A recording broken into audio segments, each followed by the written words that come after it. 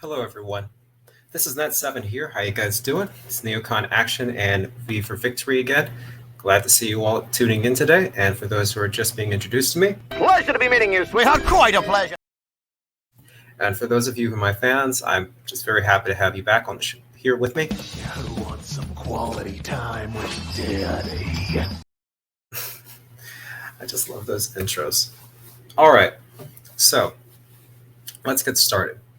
So, as far you all know, or at least some of you know, that I'm suing Hawk Arthur. Hawk Arthur is a YouTuber and a Twitter user, and he is part of, if you will, the regressive. He's the regressive progressive wing of the leftist version of interventionists, and of course, there's no such thing. They're just essentially, hacks who don't make sense. But, ladies and gentlemen, let's get to the content here. Back in December of 2020, when I was getting my life together and fixing things for myself, I was at GCU. I was part of the ROTC program.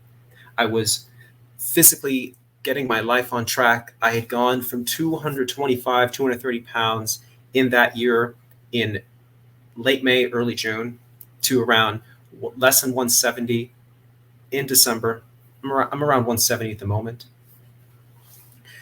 I was getting prepared to get my life back on track to join the military and achieve a serious goal of mine, which is to get into the military and serve my country and be a part of the neoconservative movement in that regard. And I was doing pretty well. Things were going well for me. And then, out of nowhere, the accounts were created on Twitter that falsely called me a pedophile and that falsely called me a pedo and falsely accused me of many other disgusting and grotesque things, accusing me of committing serious crimes against young minors. And I decided that I wasn't going to take that lying down.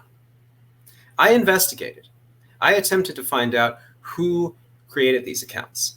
Now, initially, I had thought that there was a user that was responsible for this.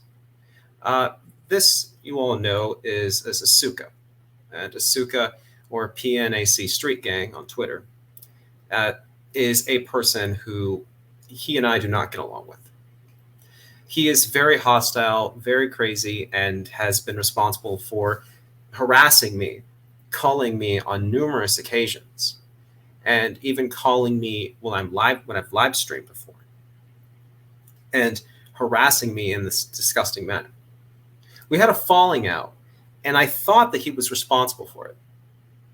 But facts began to came out, and hunches as well, that told me there was something else going on here, that maybe he was not the one responsible.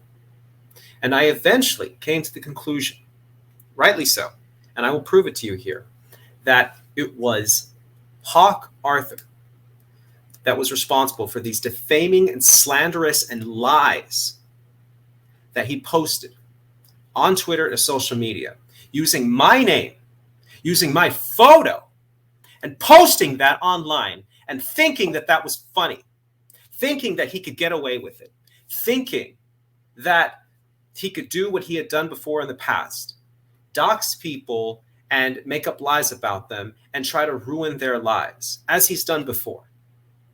I'm going to talk about that later, but I'm going to essentially take you through the journey.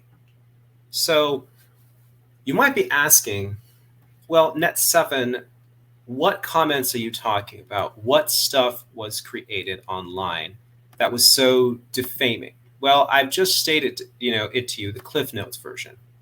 But I am going to show you and show all of you, because I believe in this transparency here, the content, the flat out lies that were created about me, and the nonsense and the disgusting things that were said, because I am not going to allow this person, Hawk Arthur, to get away with what he has done and what he has tried to do, which is to falsely, maliciously and wrongly try to ruin my life with disgusting lies, disgusting defamation, and disgusting slander.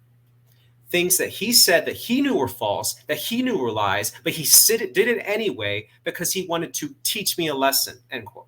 And so I'm going to show you, ladies and gentlemen, first off, what I'm referring to. So let me share the screen, and I will present to you what we're talking about.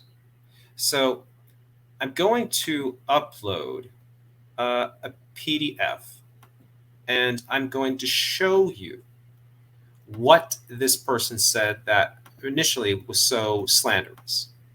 So going off the slander right here, I'm going to upload this, and we're going to start showing you this content because this is just absolutely grotesque.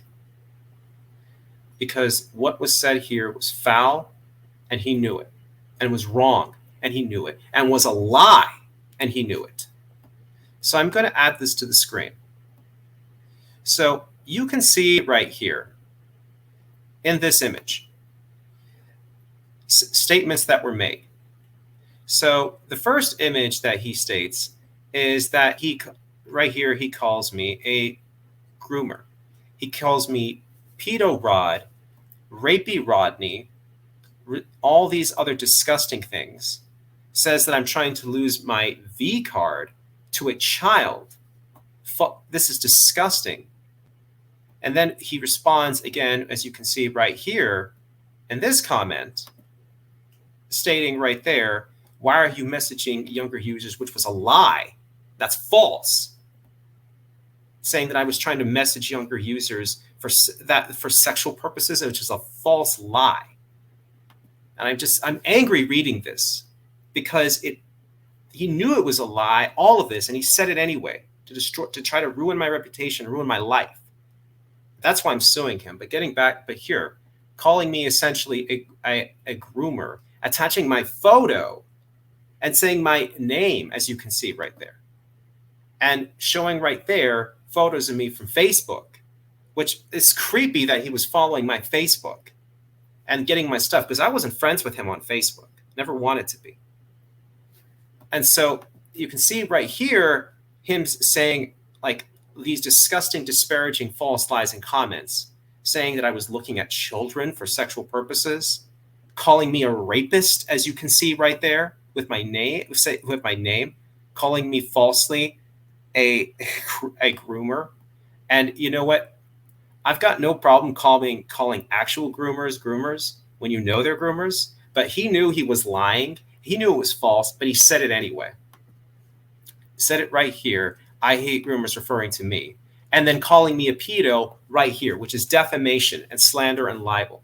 And he calls me, he says, he uses my name in these tweets. My name and my photo. People that I know in my family and my friends can see this content. And he did it anyway to teach me a lesson because he didn't agree with my tactics about confronting radical Marxists and radical leftists. And so he was going to do this defamation and slander about me, using my name and my photo, like right here, even using homophobic slurs. And then right here, putting my photo to these disgusting lies and slander, calling me falsely a pedo, and saying I'm a rapist with stuff like that, disgusting lies with my photo. And then right here, calling me a pedophile openly, falsely. And then again right here, saying that I'd committed accusing me falsely of committing a felony, accusing me falsely of sexually molesting or sexually grooming children.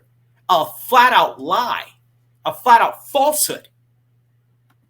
And then right here, calling me, again, the same thing with my photo, and calling me a creeper, and then it's even suggesting that harm come to me because he puts the word woodchipper in there, suggesting that harm should come to me. And then again, using my first name and my last name and falsely accusing me again, lying to the public, saying that I'm a pedophile creep. And he knew he was lying. And then using my photos, like I said, from Facebook and from my social media, younger photos of me, and making up these lies and calling me overtly in this tweet, as you can see right here, falsely and overtly calling me a rapist.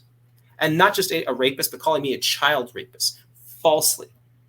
Slander and defamation to the extreme, and disgusting for a freaking adult to make up these lies about a person that he thought he was who he was friends with, and who thought he was a friend, to do this. And then right here, calling me again, once again, a pedophile, openly, falsely calling me a pedophile. And then saying I should go to the wood chipper, knowing he's lying. And then again, right here, I could care less about the Frodney part. The only part I care about is where he calls me right here, as you can see, a pedophile. He's calling me right here, pedo rod. You know what that means? He's calling me a pedophile. And then when he says right there, F that. So I don't even want to say it because he probably would report that just to try to get at me, saying, using a homophobic slur and saying I have had sex with children. That's a flat out lie. That's a lie. And he knew it was a lie. And he lied about it, and he said this crap, which is false. And that's why I'm suing him. It makes me angry just to freaking look at this crap, because he knew it was false. But he did it anyway because he didn't freaking care. And that's just some disgusting, disgusting falsehoods. But it's not just that. There's more to that. There's more to it, because the reality is that this person right here said some disgusting, disgusting things. And it's not just that. And I'm going to show you more slides. I'm going to show you more of this defamation and this libel and this slander that came from these accounts. And trust me, we're going to get to the evidence I have that conclusively proves he's responsible. But first, I have to give you the background. And it just angers me to look at this stuff. And this is why he did it. He did it on purpose because he wanted to essentially ruin my life. You see how stressed I am? That's intentional infliction of emotional distress. He did this on purpose. But let's continue, though, with this. And let's look at the next part. So right here, excuse me, he uses my name. And I always go by Net7. I don't go by my name. I don't go by my name. I go by Net7. I remember when I had a debate with my brother, Lord Commissars. And I explicitly stated before the debate that we were just supposed to use our acronyms, not our actual names. And occasionally, accidentally, we used each other's names because we're family. Okay? But that was an accident. Hawk Arthur used my name on purpose. And he did that because he wanted to name me by name, put my photo to it, as you can see right here, to ruin my life intentionally, to either A, scare me off the internet, or B, to cause emotional distress to the point that there would be other things that might happen to me that I would do. Because I've talked to Hawk Arthur in the past, and I'd confided in him before about emotional issues. Now, he made some allegations in a last video that I'm not going to address here because it's not part of my legal case. I'm just going to say that video has a lot of distortions, a lot of exaggerations, and a lot of lies. We'll obviously go into that, but I'm not going to go to the personal attacks and personal details of everything in that video. I'm going to stick right now to the case. As you can see, he puts my name right here, and he says my name, and he calls me openly a pedophile, and he attaches my photo to these false lies. Then here's the next tweet. He calls me again. He says, uses my name. He touched my photo, and he says, hey, calls me essentially a rapist and a pedophile openly. He then does it again, uses my name, falsely calls me a pedophile, even calls me a rapist. That disgusting degenerate Hawk Arthur. Like, it angers me to read over this stuff, because it's a flat out lie. All of it. Every last bit of it. And here's another part where he says, uses my name once again, and he says, like stupid stuff, like forget my last name. I don't care about that. But when he starts calling me a pedophile, as he does right there, and he suggests that I'm sexually interested in children, which is a lie, a flat out lie. Never, ever have I ever done that, or have I ever even thought of it. And I'm disgusted that this repugnant individual, Hawk Arthur, would create these fake accounts to do that. And we're going to go into the evidence I have later, but I need to go to the background. And again, he said he uses, my name. He uses homophobic slurs right here. He uses my name constantly and suggests that I'm seeking out children. It's disgusting, false lies.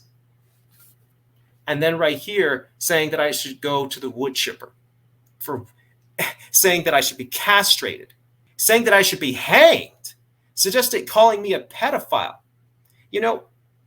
If you're an actual pedophile and you're convicted, I do believe you should go to prison for the rest of your life. And I do believe, even though the Supreme Court has personally ruled against it, and that's just the law of the land, I personally believe that you should be eligible for the death penalty. But the Supreme Court has stated that you can, but never mind. But the reality is though, what he's doing here is lying. He knows I'm not any of these things. He knew it, and he lied about it. And he made this false statements online, attaching my name, first and last name, and my photo. How dare he? How dare he lie about me in this disgusting, repugnant manner? And I'm going to continue. So again, once again, he calls me falsely a pedophile. He falsely again calls me a rapist. Disgusting. He falsely accuses me. He falsely says that I'm sexually groomed children, which is a flat out lie. And it's more disgusting because I have family members, okay, and friends who have kids. They see this stuff and they look at that and they think, is this true? How dare you, Hawk Arthur? How dare you lie about me in this manner and defame me in this sort of manner? And once again, suggesting that I'm trying to hurt children, that's disgusting, repugnant. And using old photos of me, where I'm overweight and fat. That was me at 225, 230 pounds, and I was overweight then. I'm not that anymore. I'm glad about that. Walking around 170 something. And then he calls me a pedophile openly. That's disgusting. And he says that I'm sexually interested in children right here. What a liar. You flat out lying. And then again, right here, using some homophobic stuff, with that word and making up more nonsense. Again, calling me falsely a pedo. All these different tweets right here. Again, there's bits of evidence, as you can see, of this disgusting stuff, of these tweets. So that's why they're defaming. They're defaming because of the content is completely false and morally repugnant. Okay, so I'm going to go into my evidence now, because now you're saying, okay, well, Net7, yes, this stuff is really disgusting. It's really abhorrent. No one should ever have to go through that content, that, this stuff, when it's a lie. Because if it's the truth, tell the truth. I don't mind calling pedo Vosh V from YouTube and Twitter a pedo apologist or pedo Vosh or a potential closet pedophile because of the things that he has said and done. But I object when you falsely call me those things, when I've never done or said anything like that. So now I need to go into the evidence. And so now I'm going to share my screen with you to present to you the evidence that I have with regards to this case. So first, we're going to go into the actions I took once I knew, once I knew that Hawk Arthur was responsible. So before we go, I suppose, into the evidence, I'm going to show you the measure I took to try and stop this from happening.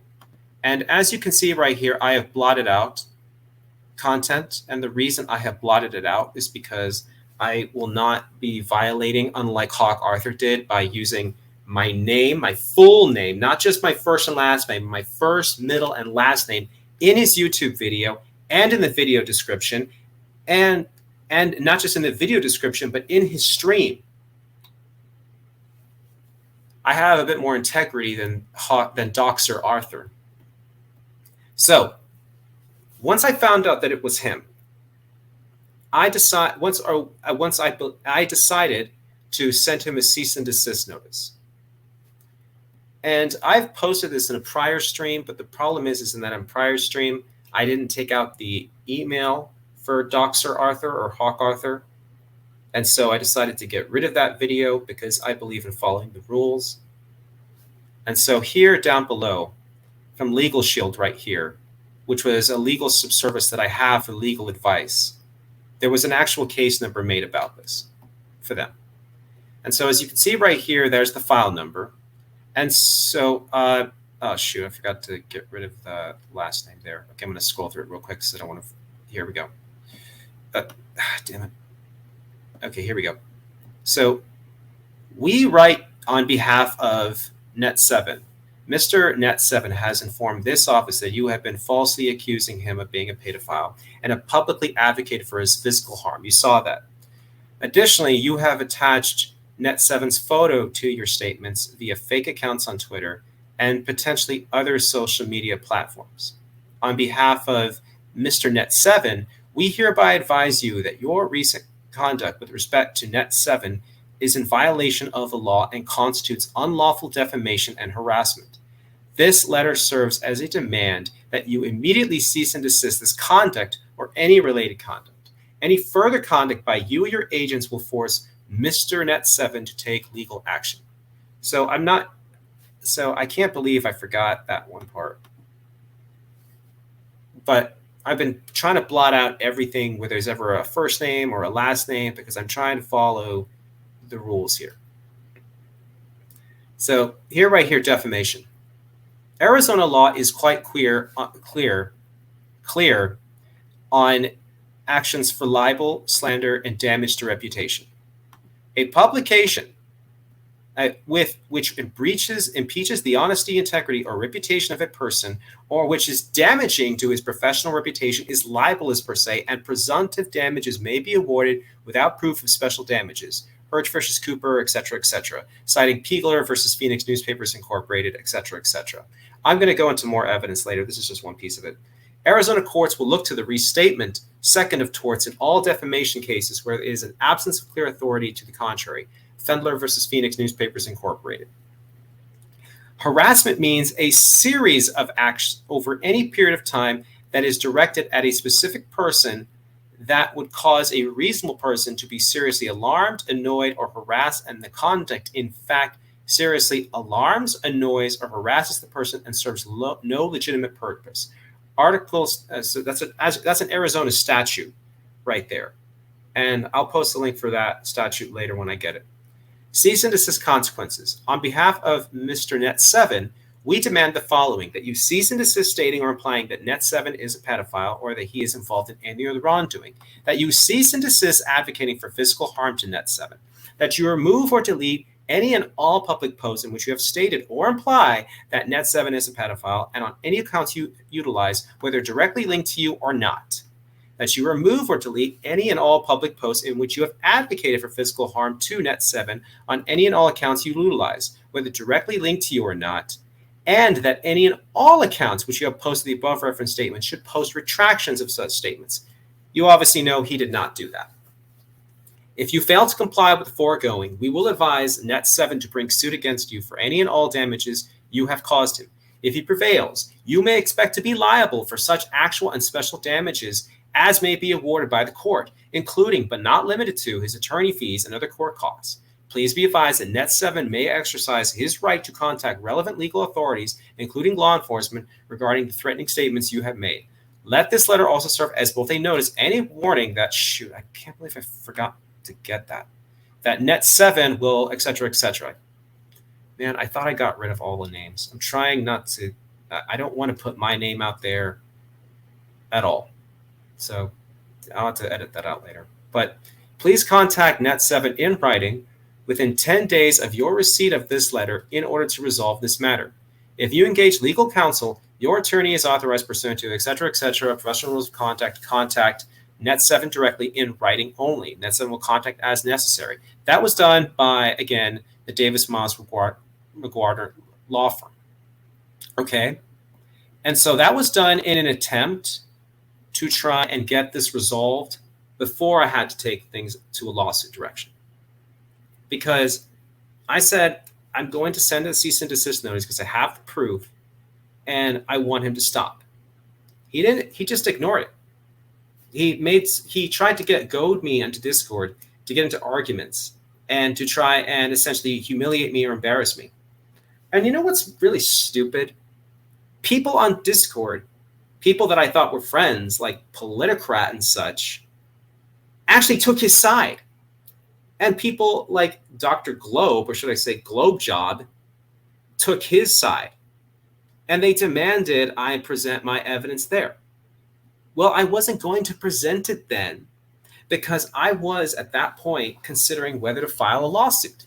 And you don't tip off your opponent before you plan on filing a lawsuit, and certainly not before, and before you not just file it, but serve it. And you certainly don't do that. You don't tip off your opponent to try and cover their tracks before you have filed the lawsuit and before you have served it. Because if you do that, then you allow your opponent to get away with, to essentially hide their actions. And I wasn't going to let him do that. So I did not give evidence at that time to people because I was not prepared to at that time when I was considering filing a lawsuit. And I tried desperately to resolve this out of a lawsuit and out of the courts. But Hawk Arthur would not do that.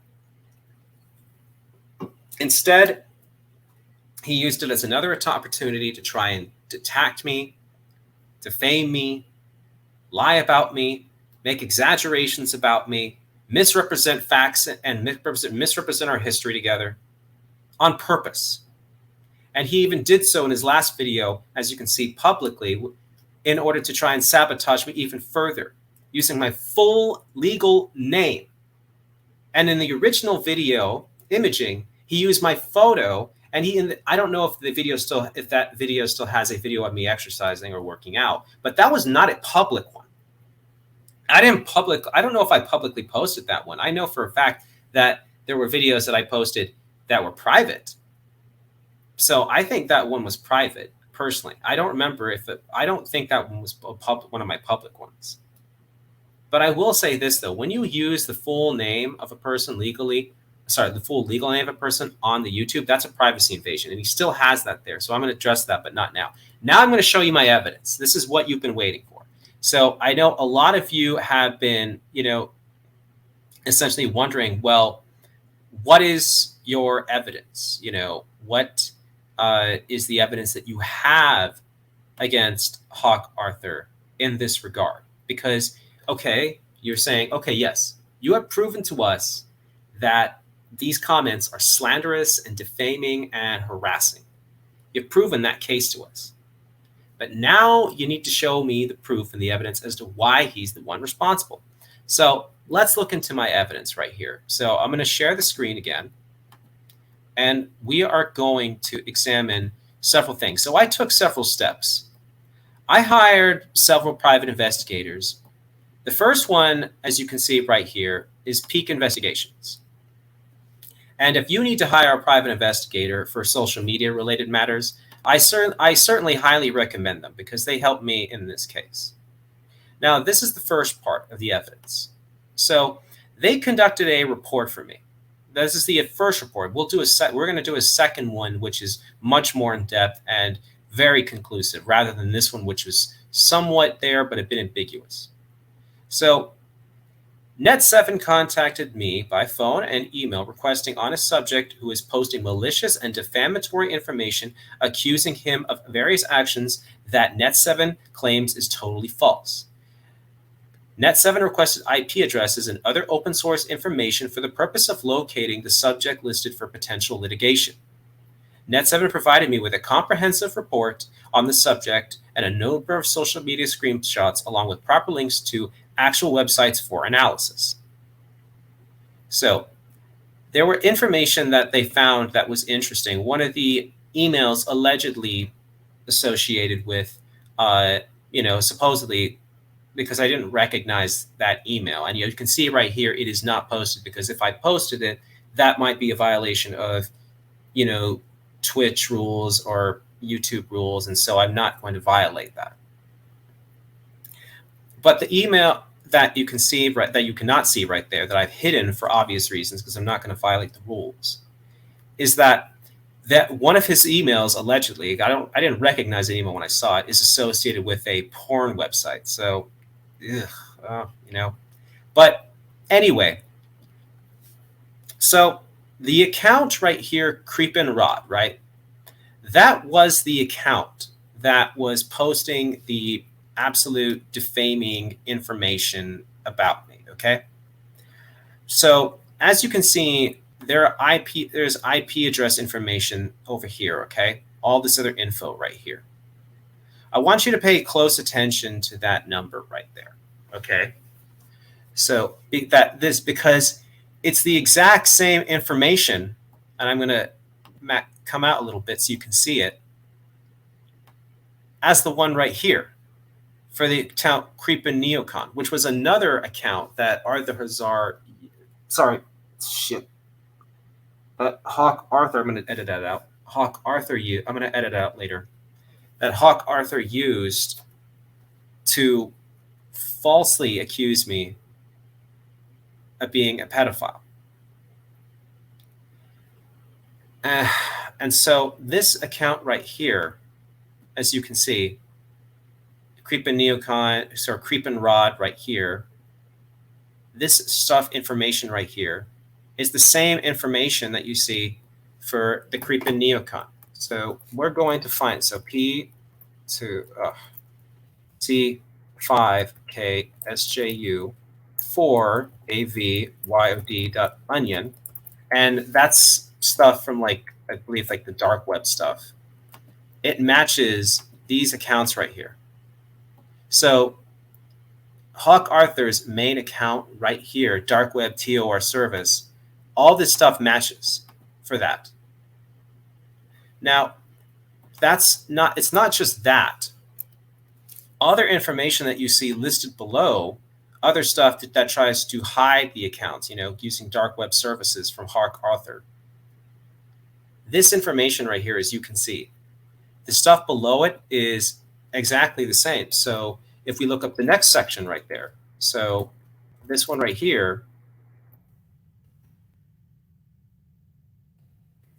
this stuff is the same as well for several of those fake accounts. And so much of this information is the same. Now, there was no information listed for Big Universalist, which I believe is another account used by Hawk Arthur to attack me. And several of these accounts, that were attacking me falsely have been shut down and suspended. But the fact of the matter is not all of them are. And that's why I had to keep going, because I couldn't get them all down. But as you can see right here, though, that information right there, dark web services, was the same. The investigation results for this report, we're going to go to a second and another one for Hawk Arthur. The investigator, Peak Investigations, researched all of the links provided by the client, Net7. A search was conducted for any useful information to assist Net7 in pursuing any legal remedy against the subject, Hawk Arthur. Most of the links provided in research appeared to have been associated with a TOR hidden service, making the IP addresses untraceable. The blank account, the Yahoo account, apparently not use a TOR, but appears to be masked most likely by a VPN, virtual private network, and IP addresses were located in several countries. In summary, it is the investigator's professional opinion that the subject, if this case, is proficient in using the web without exposing himself. So we discovered that Hawk Arthur was using dark web services to cover his tracks, to hide the source of these accounts and the defaming accounts he created. And so what Hawk Arthur did was he cleverly, I'm not a dark web expert, but what Hawk Arthur does is he creates these fake accounts to attack people and uses the dark web to sort of cover his tracks, if you will. But now we're going to go to the next report that was conducted by the same company. This is called a Scope Now report. So a Scope Now report is another intelligence report that was conducted by this company. And this was conducted in regards to the Twitter account at @ArthurAzar. And so this account right here this report does a lot of went into much greater detail than the last report did. Because the last report merely showed that those accounts were using dark web services. And while the dark web stuff was the same, that wasn't 100% conclusive proof that Hawk Arthur was responsible behind this stuff. But this is where you're going to see, everyone, why my case is slam dunk. So with this Scope Now report, there are host IP addresses for tweets that you post, right? There's also host IP addresses for tweets that you make. So when you post something, okay, to social media or whatever, there is information, okay, data, okay, which follows that. So here is the Scope Now report. But before we go into the Scope Now report for Hawk Arthur's main account, let's look at the scope of one page of the scope report made for the defamatory accounts. So we're going to first look at this one. This is the Scope Now report for the account making these false lies and accusations about me. They were falsehoods and defamation. Now, as you can see right here, the Scope Now report, it's the account Creep and Rod. As you can see right here, that is the account information right there. Creep and Rod, that's the one that was made. As you can see right here, it is much clearer right there. Now, there's a host IP address listed for that account. And that is right here, as you can see, 104.244.42.65. That's the host IP address. And I also wanted to bring something interesting to your attention, too. It's kind of funny how the guy who's investigating this isn't even logged into Twitter. Yet, for this account, Creep and Rod, why does it bring up the suggestion you might like the account at @ArthurAzar? That is Hawk Arthur. Why does it do that when it supposedly Hawk Arthur had no relation to that account whatsoever? Something to think about. But right now, pay attention to this right here, to this host IP address, 104.244.42.65.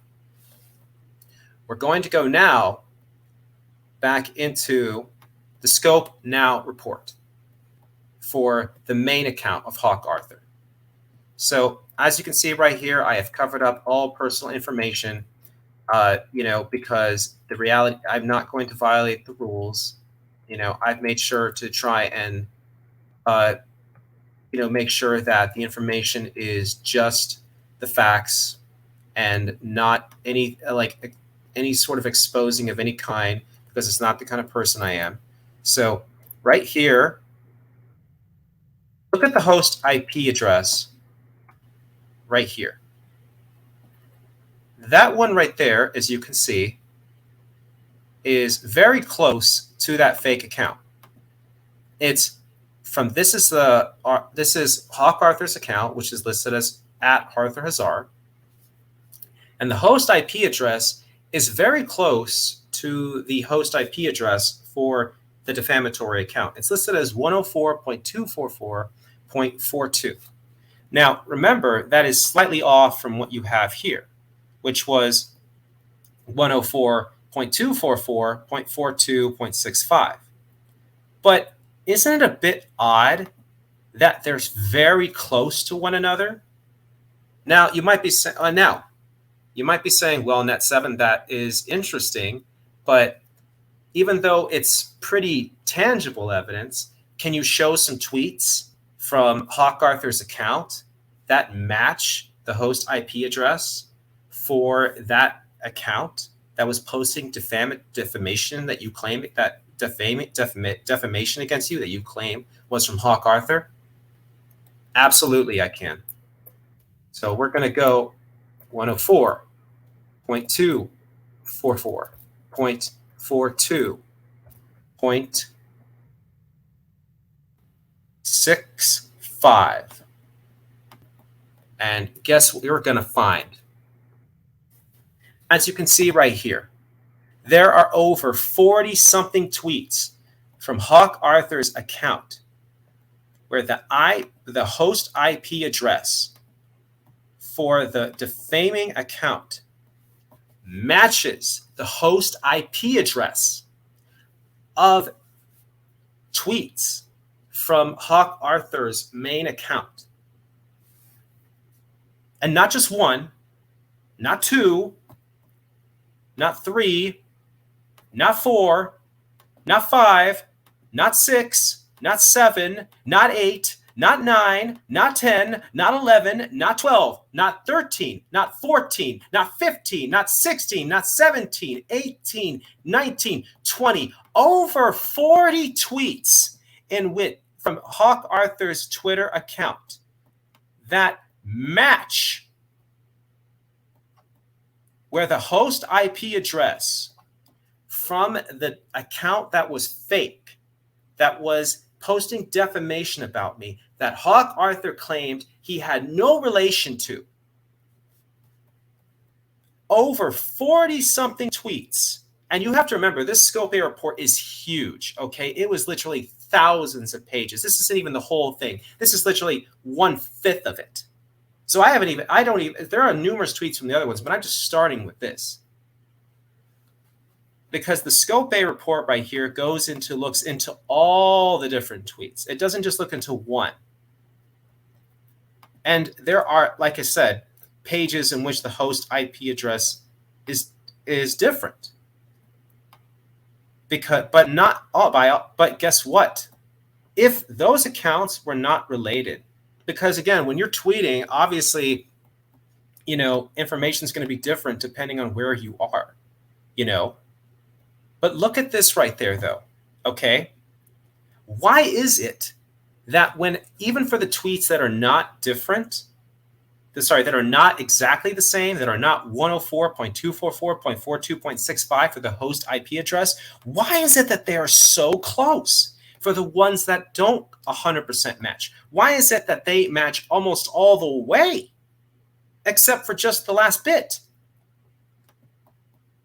And as I've shown you right here, we have over 40 tweets from Hawk Arthur's main account in which the host IP address for that account, Creepin' Neocon, matches from Hawk Arthur's main account. Now, ladies and gentlemen, ask yourselves this. Why is that? There's only one fact: that Hawk Arthur was responsible for the creation of this account, Creepin' Rod. He is the source of it, and he posted these lies and these defamation about me. And you can see it right there, ladies and gentlemen. And not just that. Let's go even further into a case report that was conducted by International Counterintelligence Services. They're out of Scottsdale. You can see right here that they did a case for me, and my client, Net7 case manager, Dave Zinn, and I highly recommend these people because they actually helped me find the current address of Hawk Arthur so I could get the lawsuit served to him. Because I hired a private investigator in the beginning, and I didn't get all the complete information in the beginning. It took me a while to actually find the actual legal address so I could serve Arthur with the lawsuit. Because this is what I was just trying. I needed to find that information so I could serve him a lawsuit, because I was not going to let him get away with this. But you got to get him served. You can't just go file a lawsuit and then it's like, okay, no, you have to serve it, and you got to serve within 90 days of filing. But that's another. But let's go continue on. So right here, the client is requesting a private investigation to locate the subject, Hawk Arthur, client nieces, etc., address to serve, to serve with legal lawsuit documents. So right here is another little thing that they found right here. It says this account is clearly connected to the subject, as evidenced by the suggestion that the viewer, not logged in, might be interested in Hawk Arthur. The Hawk Arthur account is not a follower or followed by this account. So once again, a little thing to think about too. Why is it that allegedly Hawk Arthur, who has said that, oh, I had nothing to do with this account, why is it that you are the first one to come up, not just in one search for one private investigator looking you up, who has not even logged in, who has no relation to you, has no relation to me, that you're the first one coming up in there you might like twice. And that's not even the evidence that we just went over. So as you can see right there, ladies and gentlemen, that those host IP addresses for those accounts and for those tweets that came from Hawk Arthur's main account and the account posting the defamation about me, guess what? They were one and the freaking same. They were one and the same. And you know what? I'm just glad that I finally had the evidence to prove it. And I'm sorry if someone's saying the video froze up. If it froze up, you let me know what you missed, because then I need to go over it again, because I want to obviously prove. I don't want anyone leaving this video thinking that I didn't conclusively prove my case. Because as you can see right there, we had several reports. We had an Intellis report. We had a Scope Now report. And we even had a private report from another private investigation company that looked up and found this information. Okay? Because you have to remember that the first report from Peak Investigations, and as you can see right here, I have blacked out private information, and you saw that on the screen earlier. Showed that in the investigation report, that information from that account right here, as you can see right here, from the Creep and Rod, this dark web information right there, matched the information for Hawk Arthur's main account right there, because he was using hidden TOR services. But then you saw the evidence that the account that was posted, and I'm sorry that this is absolutely poor, but you can see right there the information. Okay, it's very difficult to see. But as you can see right there, those numbers, that host IP address, which is 102.244.42.65, matches very close to Hawk Arthur's main account. And I have to cover this part because it has the source's name. As you can see, it matches almost clearly 104.244.42, just missing the last several ones. But then you saw the 40 plus tweets from Hawk Arthur's main accounts, which the host IP address for Creep and Rod and my account, sorry, not my account, for his main account, match. And you'll see on those papers I had exhibits. Ladies and gentlemen, Hawk Arthur got all my evidence. And that's something he didn't address in his video. He didn't essentially try to debunk any of my evidence. He essentially said in his video, oh, well, just because Net7 is saying just because I doxed, Kanzuk, or should I say Kanzkuk, for essentially backstabbing me and betraying me and taking Hawk Arthur's side, who literally tried to ruin his freaking life at one point, and not coming to my defense, not even saying that this stuff was wrong. And so he tried to essentially say that was all the evidence I had. Well, ladies and gentlemen, that was not all the information that was in the subpoena. Sorry, not the subpoena, sorry, the lawsuit documents that I sent, okay? Because, ladies and gentlemen, he was sent a summons, and that was delivered by MPs who were given those documents from the sheriff's office, because sheriff's office cannot submit documents to someone who lives on, well, sorry, because I was going to do a process server, but process servers cannot serve documents to anyone who lives on a military installation, all right? And that's not, this is just general information, okay? You can't, you have to give this over to the sheriff's office. So like over in Glendale, for example, here in the Phoenix area, if you wanted to sue someone who lived at the Luke Air Force Base or something, you have to hand that documents over actually to the Maricopa County Sheriff's Office. They deliver it to the base MPs, and then the base MPs then deliver those documents to serve someone who lives on the base. So he was sent a summons, okay?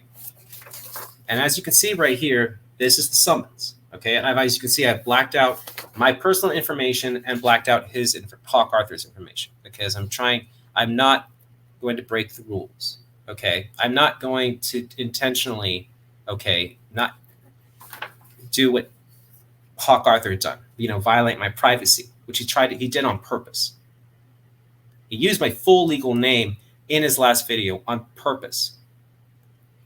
So this is one packet, a 2-page packet, not the full packet, because the full packet had literally hundreds of pages of information. So here we have the original summons, okay? Right here. This is just 2 pages of the summons, which was really big, like hundreds of freaking pages long. So this right here shows the case number right there in the Superior Court of Maricopa County. It says right there, a lawsuit has been filed against you. A copy of the lawsuit and other court papers are served on you with this summons. If you do not want a judgment order taken against you without input, you must file an answer or response in writing with the court and pay the filing fee. If you do not file an answer or response, the other party may be given the relief requested in his or her petition or complaint. To file your answer or response, take or send the answer or response to the Office of the Clerk of the Superior Court, and there are several locations in Maricopa County which you can do so. And then mail a copy of the response or answer to the other party at the address listed at the top of the summons. And as you can see right here, it was stamped by the Clerk County of the court. Now, this is the copy right here. It's not the original.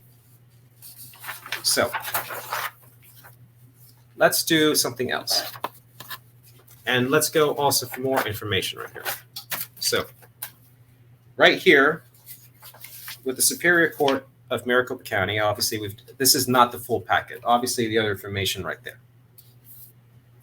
Now, right here, we have, again, this is the part of the original of the packet. It's different from the other one because it doesn't have the stamp. This essentially explains what I'm suing Hawk Arthur for. So I am essentially claiming in my lawsuit for damages of $25,000.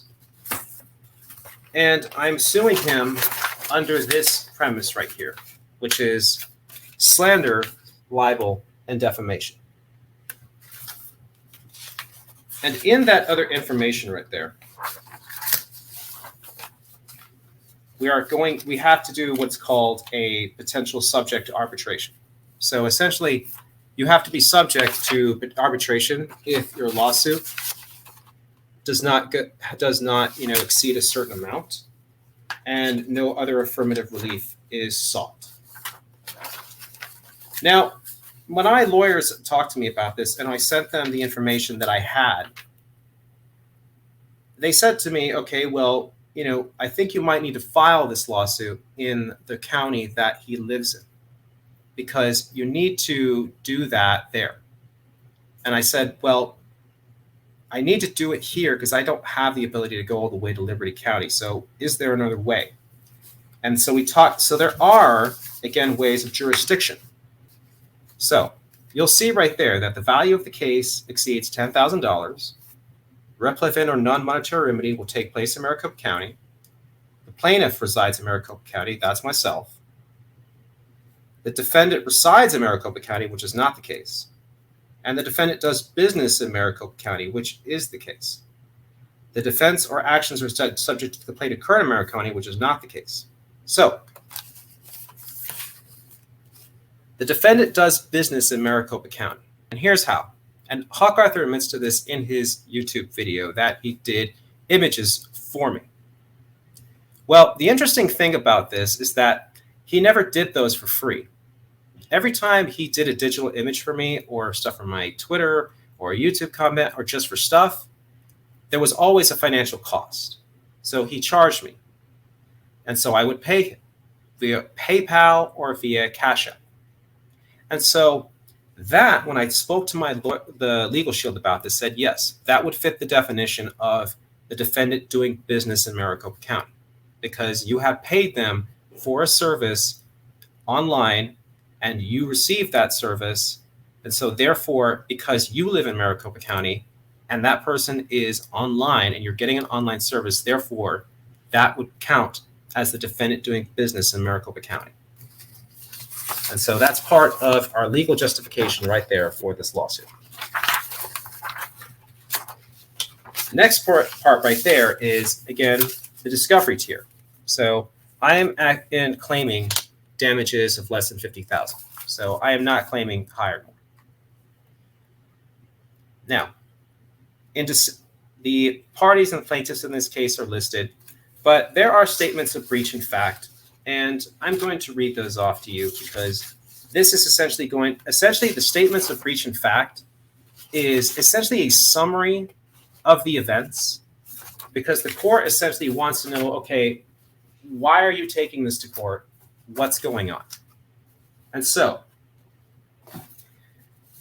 reading off to you, again, this paperwork, and of course, Hawk Arthur had it, and he never read a single bit of it, and never tried to contradict any of the evidence I had in that case, because the reality is he didn't want to. I've shown it to you, the Scope 8 Now report, the Intel, on the other reports. But statements of breach in fact. So, as I said before, a statement of breach in fact is essentially a summary of the events. So what I've written to the court, and then which had to be continued here. I'll read it off to you. In December 2020, Hawk Arthur, the defendant, began publishing social media posts, and I'm obviously using not the real name, I'm using Hawk Arthur's name. So, in December 2022, the defendant began publishing social media posts on Twitter via an alternate account at Creep and Rod, where he knowingly falsely called Mr. Net7, the plaintiff, a pedophile. Mr. Hawk Arthur attached Mr. Net7's name on photos of these defaming, libelous posts.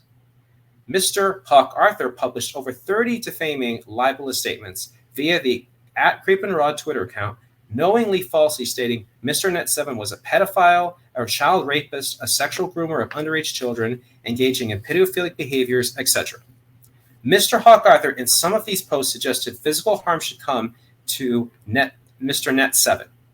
Mr. Hawk Arthur, using alternate accounts, attempted to promote and amplify these defaming, libelous statements with likes and retweets via at remover_groomer, at neocon action, and at Big Universalist. In response, Mr. Net7 sent Mr. Hawk Arthur a cease and desist notice on January 10th, 2023 by the Davis Miles McGuire Gardner PLCC, composed by attorney J. Luke Finch, sent via email calling on Mr. Hawk Arthur to, list right here, Stop stating or implying Mr. Net7 is a pedophile or involved in any kind of wrongdoing. Stop advocating for physical harm to occur to Mr. Net7. Remove and delete any and all public posts stating or implying Mr. Net7 is a pedophile and or calling for harm to come to him on any and all accounts he utilizes. That any and all accounts where Mr. Hawk Arthur posted the above written statements should post retractions. Mr. Hawk Arthur was given 10 days to officially respond to Mr. Net7 or his legal representation at this time in writing to these allegations. He did not do so. And no, I asked my legal shield at the time, do messages on Discord count as a response? And they said, well, let's see them. And so I showed them. I'm like, no, because this is not communication designed to resolve a situation. This is communication that is simply confrontational. And so this would not fit that definition of the requirements that we put in our cease and desist notice. Mr. Hawk Arthur denied publicly that he was responsible for the creation of these accounts, but evidence discovered by Mr. Glenn Dunsberg, a PI, private investigator hired by Mr. Net7, showed that the IP addresses for the account Creepin' Rod, the IP address for numerous tweets from Hawk Arthur's main account at Arthur Azar were the same, proving the defendant was responsible for the defamation and lied about it. The PI also discovered that the defendant was using the dark web for all the accounts in question. The defendant did this in an attempt to cover the tracks and prevent being discovered as the person behind these accounts. In March 2023, in violation of the terms of the cease and desist notice, Mr. Hawk Arthur created another account, Rodney Pedos, with the name of full legal name of Net7. Likes pedophiles as the title. Replying to tweets from Mr. Net7's Twitter account at NeoconNet7 with his photo, again in an attempt to both state and imply and knowingly and falsely that Mr. Net7 is a pedophile, continuing to publish defaming libel and engaging in online harassment. Mr. Hawk Arthur has admitted history of engaging in harassment and including doxing people on alternate accounts.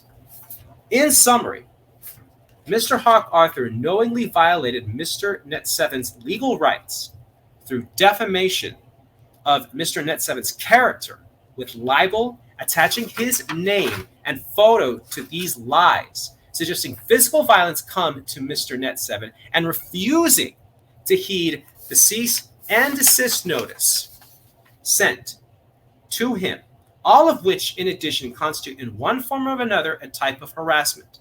Please see attached exhibits.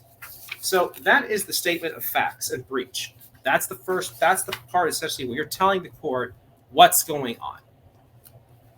The next part is what's called applicable laws supporting claims. So essentially, you're telling the court, well, what laws do you have to back up what you're doing?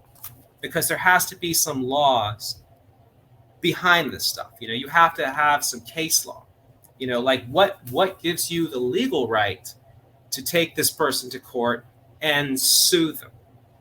So there are several cases, obviously, that I looked up, and I have even the PDF versions of them. But the first one I'm going to go with is here. So applicable laws supporting the claim.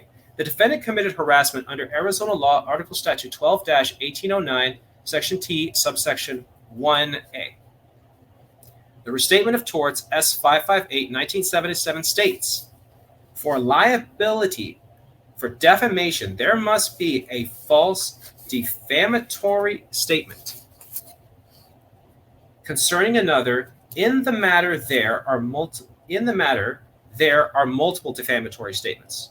And this was sourced from Fendler versus Phoenix Newspapers, Incorporated. This was a case that happened in 1981.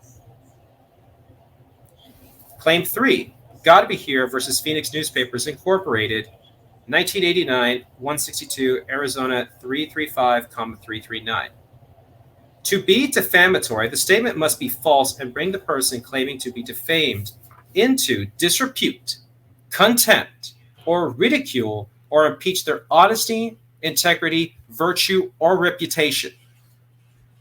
Mr. Hawk Arthur knowingly falsely calling Mr. Net7 a pedophile fits the definition of defamatory. Claim 4.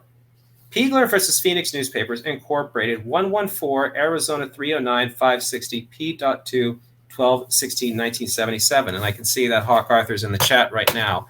Hi, Hawk Arthur. Guess what? Making up lies on the Twitter and the YouTube feed and the Twitch feed right now is not the way you win a case. It's kind of odd that you're going from YouTube and Twitter and Twitch back and forth, my friend. You know, guess what? Maybe you should just shut up and try to have a legal argument, by the way. Yeah, this is Pulpo. Sure you are. Yeah. Just like Patrick Bateman is not you. Yeah, sure. Now, the next one. So going back again, the defendant, through imputing the commission of a crime of moral turpitude, essentially falsely accusing me of being a child rapist, knowingly falsely engaged in libel, claiming Mr. Net7 was engaged in felony acts that were of moral turpitude, defined as an act or behavior that gravely violates the sentiment or accepted standard of the community. In Claim 6 I make, Piegler versus Phoenix Newspapers, again, 1977. Defendant denied publishing posts, but evidence disproves that. The evidence I'm referring to, again, is the reports that we just showed, the Scope Now report and the other report via the dark web, and also information from the other private investigation company. Properly fought. So, and so when you do that, the defendant denied publishing it. But when you, under evidence, a jury can properly find that defendant published a false statement knowingly, since person who made alleged statement denied making such statement. So if you say, I didn't do it, but evidence comes out that you did do it, then guess what? That proves then that you were lying and you knew you were lying. And so the defendant's denial of making the statement and evidence proving the contrary are relevant. Modla versus Parker, 17 Arizona, etc., case in 1972. And I'm actually showing you this case right here. I'm actually showing you the details, and I'm reading them off to you, something that Hawk Arthur did not do. So, next case, next claim, Piegler versus Phoenix Newspapers again, because you can make multiple claims from different parts of this. So, again, not every case just has one point. Cases also have multiple points in them. So, in this case right here, again, referencing Piegler versus Phoenix Newspapers, again, incorporated from 1977. The defendant made up these claims, lies, and therefore knew he was lying, intending to do so with malice. So, if jury concludes that story of the defendant was the product of the defendant's imagination, such would fulfill the burden of establishing a falsehood. Claim number 8, from the New York Times Company versus Sullivan, 1964. The U.S. Supreme Court has defined that actual malice is an utterance with knowledge of its falsity. The defendant publicly posted defaming these statements, knowingly full well that they were false, and therefore published these statements by actual malice. Claim number 9, Chaplinsky versus State of New Hampshire, 1942. The defendant, Hawk Arthur, cannot say his knowingly libelous statements are protected under free speech concerns. The U.S. Supreme Court stated, there are certain well-defined and narrowly limited classes of speech, the prevention and punishment, which have never been thought to raise any constitutional problem. These include the libelous, that such utterances are no essential part of any exposition of ideas, clearly outweighed by the social interest in order and morality. Therefore, knowingly making libelous, defaming statements, falsely calling Mr. Net7 a pedophile, that are intended to do personal, mental, and emotional damage to the plaintiff by the defendant, Mr. Hawk Arthur, again, actual malice, are not protected. You know, and I can see Hawk Arthur right now, or his friends, and I know it's probably Hawk Arthur, in the messages right now, trying to, again, lie to you, the audience, about the facts, because, again, that's the way they are. But I continue, though. Claim number 10 that I have is a tentative draft of the American Law Institute, Restatement, Second of Torts, and this is a book that was published in 1975 regarding legal definitions and legal documents. So it states right here, one who publishes a false and defamatory communication concerning a private person is subject to liability if A, knows that the statement is false and that it defames the other, and Hawk Arthur knew it was lie, and B, acts in reckless disregard of these matters. Claim number 11, Ilitsky versus Goodman, 1941. If a person publishes libel as the defendant knowingly did over 30 times via his alternate account, promotes those defaming statements via alternate accounts, and over an 800 tweets, I am able to sue for damages without having to show proof of special damages because damages are presumed. That's a fact in Ilitsky versus Goodman and other cases that we mentioned. And in Gertz versus Robert Welch, which is in 1974. For this case, presumed damages are permitted because in this case, actual malice can be proven and shown. So remember, you can show actual malice if the person is responsible. And Hawk Arthur is just going overtime in the chats right now, trying to essentially use multiple accounts or multiple friends to attack me. You're a new class of stupid, my friend. Yeah, save your arguments for the court. Also, the next one right here. Claim 14 in Mindless Muffler Shop versus Ellison from a case in 1982. Intentional infliction of emotional distress from the defendant to attack the plaintiff is not just an element of this case, but also actionable when the defendant engaged in extreme and outrageous conduct intentionally or recklessly causes severe emotional distress to another is subject to liability for emotional distress. So when he made these lies about me, he knew that those would cause severe emotional distress because that's what happened to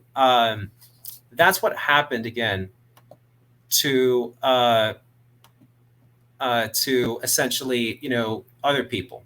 Okay. Okay. That's what essentially I literally have no toleration for these ridiculous accounts, these fake Hawk Arthur accounts right now. So I'm going to ban and delete all their comments because at this point I cannot stand, this person making up this nonsense again, trying to lie to you and the audience here through nonsense. Okay. I am really sick and tired of Hawk Arthur obfuscating the facts and lying to you, the audience, because what he is trying to do is once again lie about these facts, and which is what he's done. I am presenting to you my evidence, and I'm presenting the law, and I'm presenting my sources, and I'm presenting to you everything here because what I'm trying to do is prove to you my case, and I am proving it. And of course, what Hawk Arthur and his simps are doing, or his friends are doing in the chat, is trying to essentially fake news me. And again, I'm going to ban these fake accounts from either A, Hawk Arthur, or B, Kanskuk, or others, literally trying to make up lies and nonsense, trying to obfuscate the fact. Because here's the funny thing about the last video that Hawk Arthur did. He has all these exhibits. He has all this evidence. Why didn't he challenge any of it? If he is not the one behind this account, like he said he was not on that YouTube video, and if he said that he didn't even mention my evidence, why did he not on that stream and on that video disprove every single bit of evidence here? Why did he not go in that video and disprove every single thing? Because none of this is a secret to Hawk Arthur. He has it. You cannot, in a case, hide facts and evidence to your opponent. You have to present it to them. Okay, sure. Yeah. Are you one of the fake people that debated Kevin? Yeah, sure. Elvin Pulpo is again another one of either A, Hawk Arthur's degenerate fans, or probably Hawk Arthur himself. And again, I think it probably just Kevin Castley, needed to make up a debate partner because he's become so irrelevant now that, he just debated a fake Hawk Arthur, probably. But that's another thing for another day. That's just an allegation, But finally, in the last claim that I have here, last three claims. Claim 15, God Be Here versus Phoenix Newspapers from 1989, which is a very recent case. The defendant, Hawk Arthur, clearly intended to cause intentional infliction of emotional distress, and his plus 20 tweets and the 800 plus tweets from those accounts were extreme and outrageous, meet the standard of extreme and outrageous conduct requires that the plaintiff prove defendant's conduct exceeded all bounds usually tolerated by decent society and caused mental distress of a serious kind. And all of this certainly fits the definition of that and under the standard of false light invasion of privacy. And then finally, Gertz versus Walbert Welsh Incorporated from 1982. If a jury finds something libel, for example, libel, was published with actual malice, a jury without proof of injury can both impose liability and also presume damages. And then finally, Truman versus Wood. And this case was actually outside of AZ, but I decided to reference it because even though it's outside of AZ, a jury or a judge can still look at it and consider it. That doesn't mean they'll count it, but they at least can consider it. In Truman versus Wood, a case in 1975, the Illinois Supreme Court found that there is a general principle that a person is responsible for damage that he intentionally or negligently inflicts upon another from defamation. And so this right here is another case, an example right here. So those are all my applicable laws supporting my claims right there.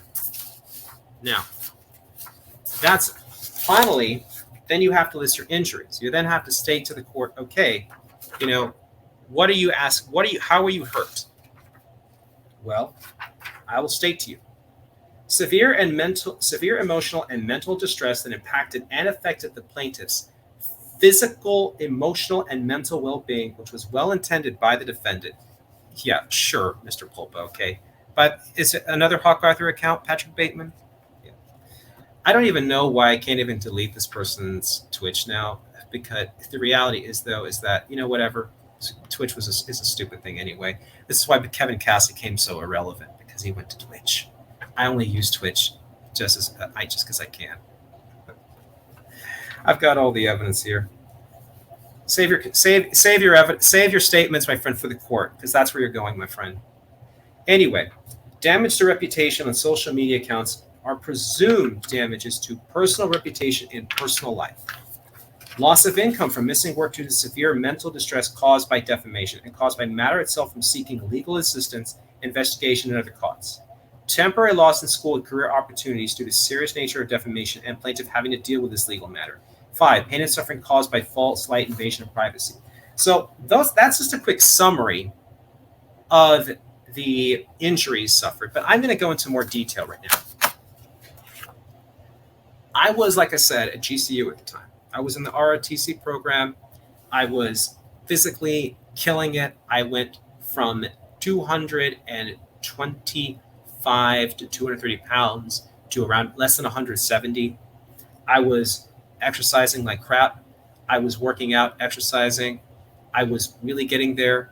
And I was planning on going into the military because I was talking with the recruiter who works with those guys. And he was like, yes, you're eligible to join. We can get you back in the military.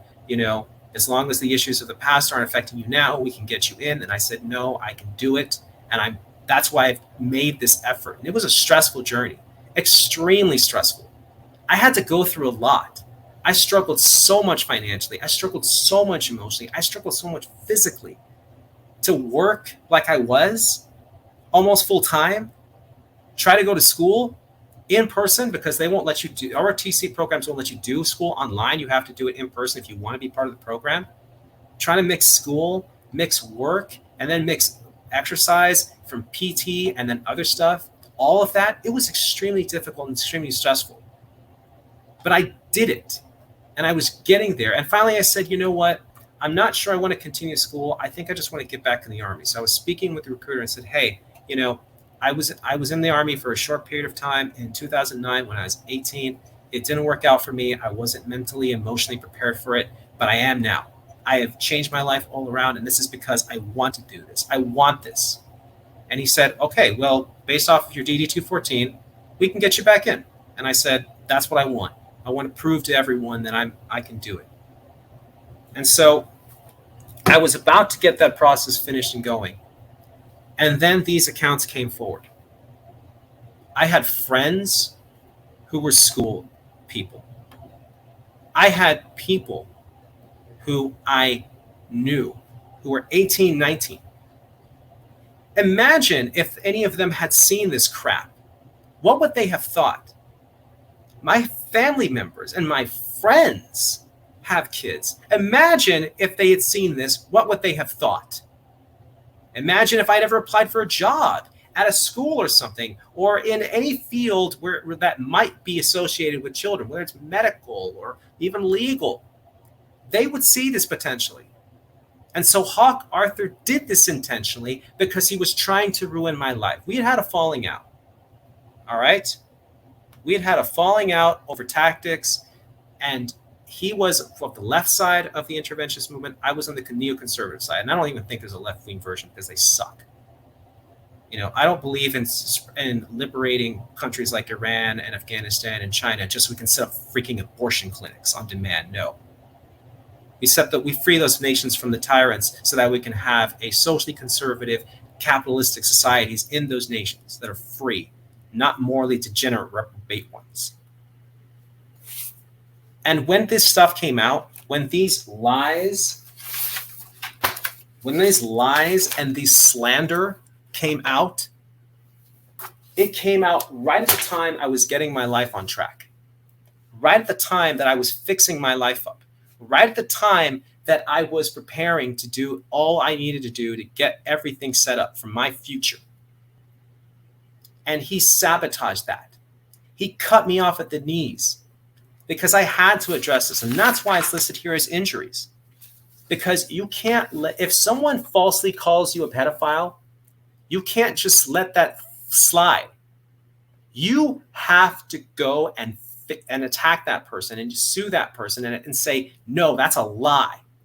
Because if you are innocent, you will take legal action against that person. You will either sue that person, you will sue that person if you're innocent. And I am innocent.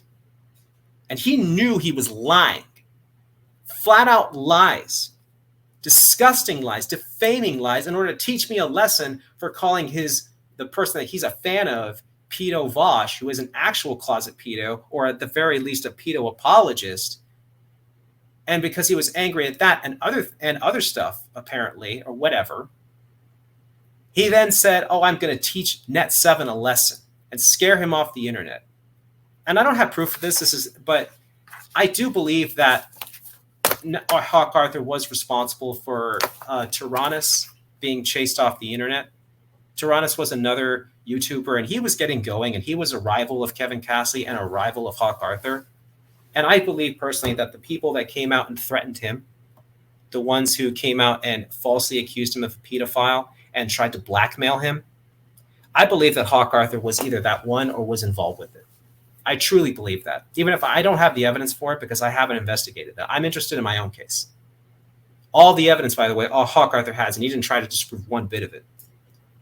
And I will be presenting that in court, and I will be having those private investigators. I will be having one of those private investigators testify if there is a trial, because first we have to obviously wait on some stuff. But now that there's a countdown now, but that is why my injuries were so serious in this regard, because you screwed my life intentionally to try to teach me a lesson. So guess what? You're going to get your comeuppance, legally speaking. Now, what are my demands for relief, which is the last part of the filing paperwork? So, and this is essentially where you tell the court, okay, well, you've stated the facts of the case, as you see them. You've stated the applicable laws that work out for this. You've stated that your injuries that you allege. Now, what are you asking for? What do you want out of this? And so this is the next part for demand for relief right here. Plaintiff demands judgment against defendant Hawk Arthur in each blah, blah, blah, etc., and for such other further relief as the court may deem such justice proper. My first part, $25,000 for defamation, libel, intentional infliction of emotional distress, harassment, damage to social media reputation, and presumed damages to personal reputation. All costs related to both legal and private investigation matters, including but not limited to investigation costs, legal shield subscription costs, filing fees, printing costs, etc. Issue a no-contact order against the defendant, Hawk Arthur, on behalf of the plaintiff, Net7, to prevent any potential future harassment. Dated April 10th, 2023. That's when I filed this case. It took me this long to finally get it served, and thankfully it fit under the 90 days. And then this is the final thing where I decide you can ask for a jury trial, and I will be doing this right here. Because if I will be doing a demand for a jury trial. Plaintiff, Net7, demands a trial by jury in this case. If the case is sent to compulsory arbitration, plaintiff demands a trial by jury if there is an appeal from that compulsory arbitration. And so I look forward to that. And so this was dated, again, April 10th, 2023. And it took me this long to get it. It took me months to investigate this matter, to collect the evidence, and not just collect the evidence, but also research the legal facts behind this case. So it took, because again, this is not an easy process when you're doing it by yourself. If you hire a lawyer, and I reached out to lawyers, that would cost you $6,000 minimum. $6,000 minimum. And so, yeah, more of this nonsense, these crazy users right here. So again, it's kind of funny how Hawk Arthur now is going through making up more spam accounts in my YouTube specifically, and in the Twitch, trying to essentially say, use my photo and other stuff right there to try and attack me, and cans cuck probably as well. Well, guess what? This isn't a joke anymore, okay? Those fake YouTube accounts, and your little audience in Twitch, whatever, sure you are, cans cuck, or Arthur's fake account or whatever, or even just his rabid follower, guess what? This is a real freaking lawsuit. This was filed in the court, and it's not something you can ignore like a cease and desist notice. So you're probably asking, okay, well, what happens now? So here's what happens now in this case. The defendant in this case has 30 days to respond, as you know, right there. So they have to do that in writing. So they can't just write to the court. They have to go to one of the superior courts in Maricopa County, because that's where this case has been filed. You have to go to the superior court, and you have to file a response with the court. And you have to file it with the court. You'll get a copy, and then you have to send a copy of your response to the defendant. To the plaintiff. And that's essentially where you make a counter or something, or countersuit or a counter motion or whatever. You try to get it dismissed. Now, you're not going to get it dismissed initially if you want to. That has to then have a hearing on that. But that's what the response is. The response is essentially the defendant saying one of two things. And this is speaking with Legal Shield. The defendant in this case, Hawk Arthur, only has two legal recourses. One, he has to say, I didn't do it. I didn't make those accounts. Of course, though, the evidence that I have compiled right here from my private investigators, all those reports, the Scope Now report, and also the Peak Investigations report, and also the information provided from the other private investigator, giving his, also stating that that account and the other account are related and one and the same. Are related to each other clearly. Two private investigators saying the exact same thing. And one of them will be testifying if it goes to a trial. Now, at that point, he has to say, I didn't do it. And we know he did. He has the evidence right there. And that's kind of funny how he didn't try to contradict one bit of the evidence in that video. And guess what? That he posted. And so, not just that, then you have a second defense. He has a second defense. What's Hawk Arthur's second defense? His second defense is this. he can say, well, yes, I did it and I said it, but the stuff is true, what I'm saying, or is generally true. So what does that mean?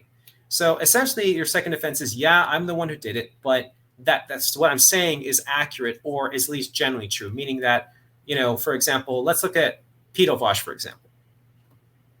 So if you're, for example, if you say that Vosh Pedo Vosh, is a pedophile and he sues you, and if he were to sue me, I'd be happy to take that lawsuit and take that to court and to crush him. Because here's what you would do. You would then say, well, yes, it's generally true because here's the evidence that I have of you saying, Vosh V, saying that adults and children can have a sexual relationship and it'd be beneficial for both the child and the adult. He said that. Pedo Vosh said that. Pedo Vosh also made other statements saying that people who have CP should not be prosecuted and shouldn't go to jail for it. That would be more evidence. So that would be the second case in which you have two defenses. One, it's true, and it's generally true, or two, you didn't do it. And guess what? He has no defense because the second one, which was, oh, well, I said it, but it's true. He knows it's a lie. It's a flat out lie. It's disgusting. And he knew it. And so he can't do that defense because I would crush him. Because if he were to go to the court or to the jury and say, well, yeah, I was behind it, but this stuff is true, he wouldn't have one statement from me, not one thing from me, not anything from me indicating any of that disgusting behavior that he said, those false lies that he said. And there's another one. So his second, then he would go to court and say, well, I didn't do it. Well, guess what? I have the reports from my PI proving that you're behind that. In fact, let's go back to the other report. Let's go back to that one of those reports right there in which the person actually said it clearly. Because it's just absolutely brilliant. Right here in this case report, it says right here, this account is clearly connected to the subject, as evidenced by the suggestion that the viewer not logged in might be interested in this account right there. The Hawk Arthur account is not a follower or followed of this account. And it wasn't just in that one right there. It wasn't just in that one right there in which you had that.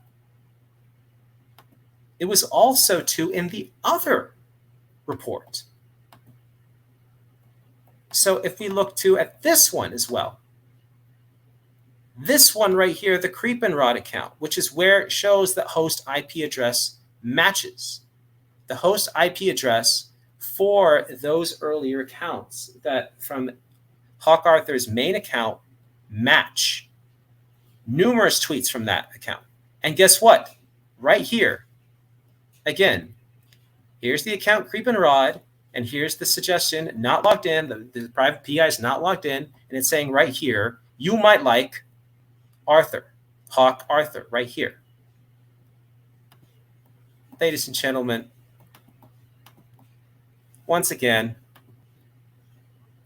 I have all the evidence I need. And I seriously look forward to proving my case if it goes through. Because it will. Now, he has 30 days to respond. Now, what happens at that point? Let's say he doesn't respond, which I don't think he will, because this is the way Hawk Arthur does. He thinks that he can get away with this stuff and just go and do it. He did that before. He did that. I personally believe that he did that to Tyrannus. And he also did that to Kanzik. That's admitted by him. And I'll show, I should actually show that right now. But I think I will, because that is evidence right there for that's right there of his history. Because the reality is that I'm going to show that right there, some of my other evidence, that history of his, because I do believe he was behind Tyrannus. Well, actually, I'll go to that later. Actually, I'll stick right now to what's going to happen in 30 days if he doesn't respond. So, a lawsuit essentially, when you file it, you have 90 days to get that person served. If you serve that person within 90 days, yeah, sorry, this is my stream, not yours. I don't go to streams when I'm doing a stream. Thank you, Hawk Arthur. Now, in the Twitch chat, and who watches Twitch? That's why Kevin Castley is now irrelevant, or should I say cringe Castley. So with regards to that, then when you serve it, which is either served by a process server or is served by the sheriff's office or is served by MPs if the person's on a base, or is served, through like a public notification. There are multiple ways to serve someone, But the service by publication is the hardest one to do, because you kind of have to show that you did everything possible, and that would just been way too complicated for me. But he has 30 days after the day he served to essentially go to the courts in Maricopa County and file a written response, and then get that submitted to the court, have a copy for himself, and then ensure that one is sent to me, the plaintiff. Now, if he does not respond within 30 days of this lawsuit to the court in Maricopa County, I will request a deferred judgment from the Maricopa County Superior Court. Now, what is a deferred judgment? A deferred judgment is essentially where you tell the court, I filed this lawsuit, here's my evidence, here's my statement of facts, here's my damages, here's what I have suffered. This person had 30 days to respond. They didn't respond. I want the court to give me everything I'm asking. And you can do that. If the person does not do a response within 30 days, if the plaintiff can file with the court for a deferred judgment. Now, am I going to file immediately? No, I will probably file within a week after 30 days, because according to Legal Shield, they say that if you're going to file for a deferred judgment, wait at least about a week, because then you've shown the court that, hey, I didn't just wait 30 days. I waited beyond that, and they still didn't respond. At that point, there's a request for a hearing, and a time for a hearing is set up. And then you go before a judge. And then you tell that judge, I want to defer judgment. Please give me everything I'm asking for, because the defendant in this case has not responded to me, the plaintiff, and has not responded to the court about this case that I have filed. At that point, the judge has two options based off of differences. So the judge may then say, yes, I'm going to give you everything you asked for and then some. Now, what do I mean by the second option the judge has? Well, let's say the person doesn't file a response, but shows up at that hearing. And what the court then will do is one of two things. Either one, they will say, okay, well, now you finally showed up and are trying to address this, so I guess we'll set up a time and hearing to get this looked into, and et cetera, and move forward with this case and not do a deferred judgment. However, the judge then has a second option, which is to say this. Well, I don't care that you showed up in court. Now, you didn't show up for court. You didn't show up and file a response beforehand, and you didn't address the situation. So even though you're here, I'm just going to give the plaintiff everything that they're asking for. So those are the responses right here. And so that's what's going to happen now. Those what's going to happen with this case. And what's interesting, too, is that, it was so hard. I'm going to explain some of the jury to get him served. It was so hard. I hired one private investigator to do a skip trace report, and that person gave me somewhat correct information, but not completely. And so when I tried to mail Hawk Arthur a cease and desist notice, it just did not go through because I did not have the full information. But then later on, I then got some more partial information after I attempted through FedEx to mail a cease and desist notice. I then got some more partial information through another private investigator. And so I got some partial information from FedEx. And then after that, I sent the summons. I sent the original summons to the sheriff's office that is responsible for that area. Okay.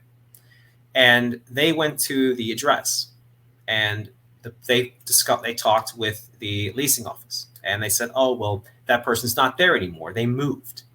Okay. And they didn't know where he'd moved to. So then at that point, they mailed back to me my summons. However, I never got it. And I believe it's probably was lost in the mail somehow.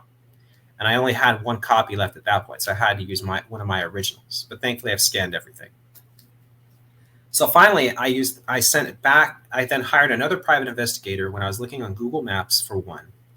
And something told me in my gut to choose the company, like I said earlier, that we used. And I'll go back to them because I really want to recommend them, which was, because they just really helped me out in this regard, which was the company right here, as you can see, International Counterintelligence Services. I just had a hunch, and so I reached out to them. I paid the investigation fee, and then they were able to find the address so I could serve the lawsuit documents. And I'm very happy to them for not just finding the address needed to serve this lawsuit. I am also happy that they helped even show more evidence that the account Creep and Rod is run by the same person I have said is that person, which is Hawk Arthur right there. So they didn't just, get that evidence, to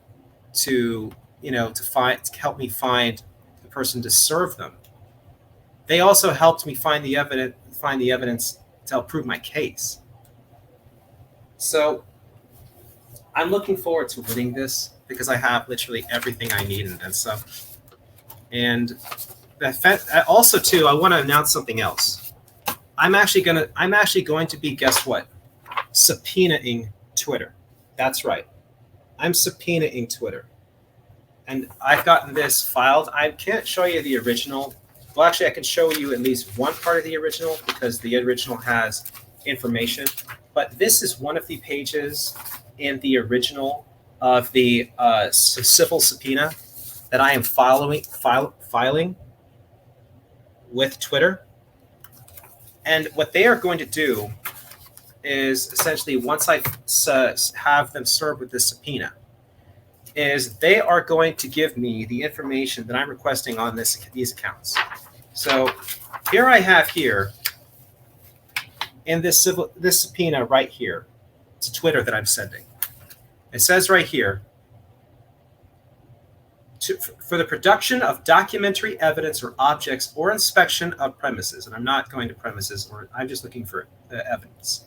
You are ordered to produce and permit inspection, copying, testing, or sampling of the following designated documents, electronically and stored information, or tangible things, or to permit inspection of the premises at the place, date, and at the specified time below.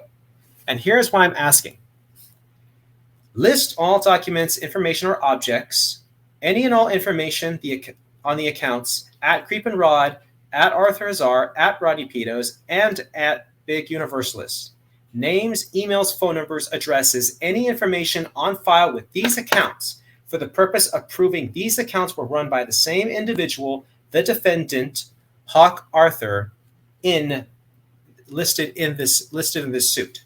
So for anyone who still wants to dismiss what I've had to say, despite the overwhelming evidence I have right there compiled by not one, but two different PIs, I am now subpoenaing Twitter. And I wish I'm going to even show you, like I said, I showed you one page of the original.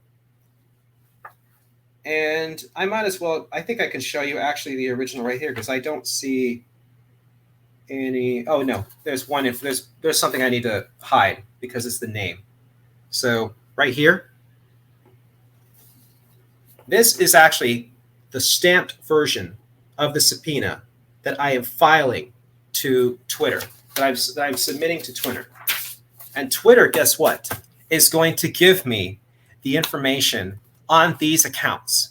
They're going to tell me when I get this served to them, their legal department is going to look through this, and they're going to say, okay, we're gonna get the information on at Creep and Rod, at Arthur Hazar, at Rodney Pinos, and at Big Universalist, all the information, names, emails, phone numbers, addresses, any information on file with these accounts. And I'm also going to add that they ensure that their records, and then not just what's on file, but how these accounts were funded and how they were started. Because I'm not going to let Hawk Arthur squirm away and then try to, what he does, immediately go in and try to change everything and then try to fix it all. Or even shut down the accounts. But guess what? Even though he'll try to maybe shut down these accounts to try to hide his tracks, because guess what? Now I'm submitting literally a civil subpoena to Twitter for this information, and they're going to give it to me. Now he can't run and hide.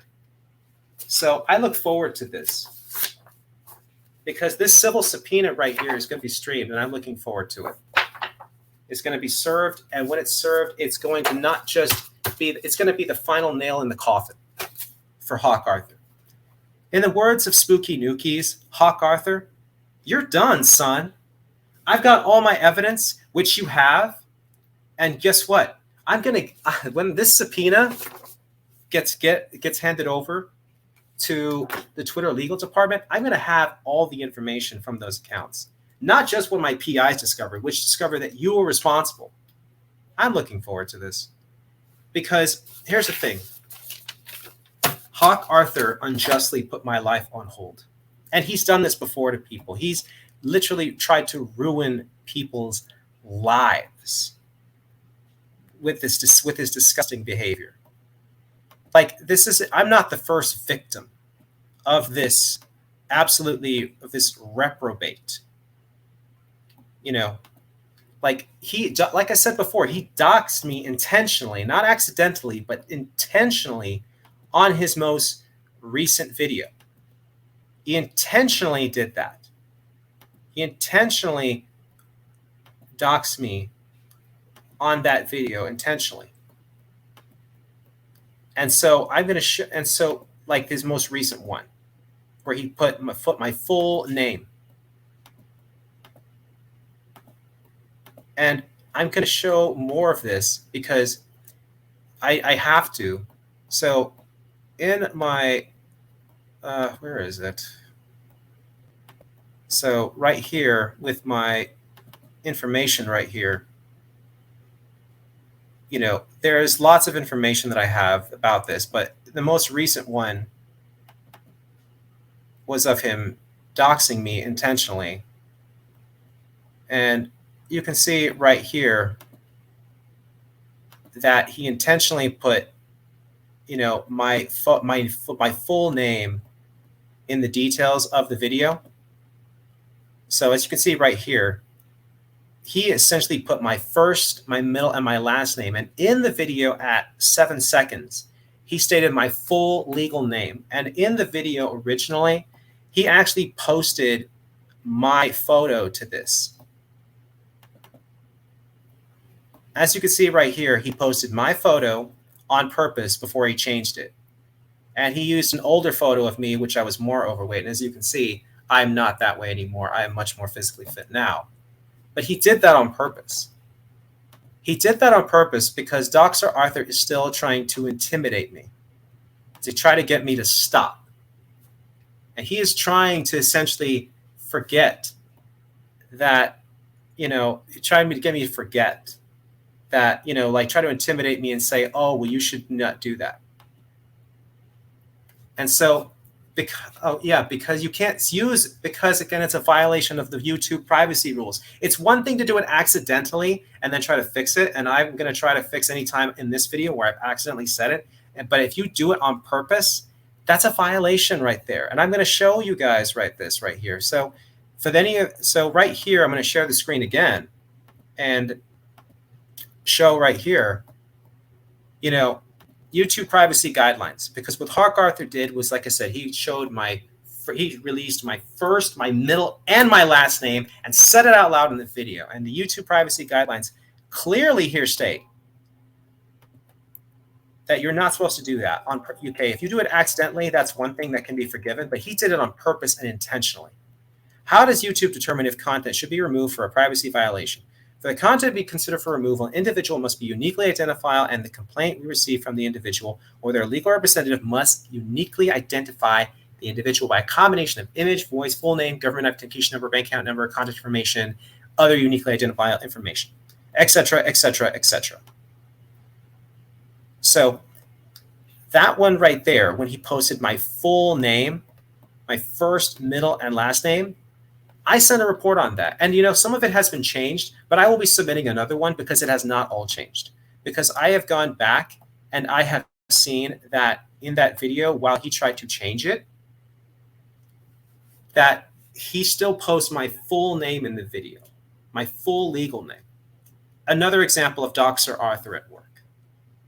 And I'm not the first one that he's, done this behavior, reprobate behavior to. And you want to say, well, has he done this to anyone else? Has he ever, slandered anyone? Has he ever done this to anyone before? Because you would say, okay, well, you're saying that he did this to you, but did he ever do it to anybody else? Well, yes, he did. He did do the same thing to other people. He doxed other people. And he tried to ruin their lives through defamation, probably. I think in the case, at least, of Tyrannus, he did that, although they don't have proof of that. But he is an admitted doxer. Like, let me show you. So I'm going to share the screen again, and I'm going to show you, right here in the documents. So right here, as you can see, this is one message between Hawk Arthur and I when we were still talking. He says, "I'm sorry about Kanzik. I hope all is well with him. He's helped me so much with my content. I kept offering to pay him, but he just did it for free." This is when Kanzik and I, or Kanzkuk, as he should be known now, for how he simply groveled to Arthur after all the terrible things Hawk Arthur did to him. He says right here, "I wonder if Grayson did something bad to him," and whatever, because of course Hawk Arthur does not like this other Twitter person, William Buckley, whatever, or who I call Carrie the Fairy. He says right here, "I couldn't have made the upgrades without his help," or whatever, blah, blah, blah. But he says, "No idea, though it can't be worse than what I did to Kanzik." Or maybe, and then it says right here, "About a year ago," and this is again Doxer Arthur, or Hawk Arthur, "about a year ago, we got a threatening phone call from what sounded like Kanzik, doxing Kevin's workplace. Then there was a Twitter account posting Kevin's workplace. So I was tasked with scaring Kanzik into leading the dox. Kanzik had blocked me at the time, so I couldn't talk to him directly. So I doxed him. And that scared the Twitter account to leading everything." And says this right here, he clearly admits to having doxed him. Clearly. And again, he didn't just do that with, his supposed former friend who he completely betrayed. He did that also to others. "I'm doing well. Also, me and Kanzik teamed up to get Grayson's doxers accounts removed and the Grayson near me." Now, in that case, maybe there was some justification because of people doxing. But here's the thing. Someone on our side's doxed, but here's the thing that he says. Someone on our side doxed Grayson, and I did the right thing to condemn the account. No. Hawk, I'm going to assume that because you doxed Kanzik intentionally and you admitted to it, and that you doxed me intentionally and you don't care, that you also probably doxed Grayson. And of course, he admits to faking alternate fake accounts. He says, "Yo, Nettie, I think now is a good time to admit Richard Wang wasn't real. It was just my alt account. Hope you're not mad, but I changed it to a Vladimir Putin account." Once again, he creates fake multiple accounts. And he lied when he said in his video, "I don't have any other alternate accounts except just one account." He has multiple fake accounts.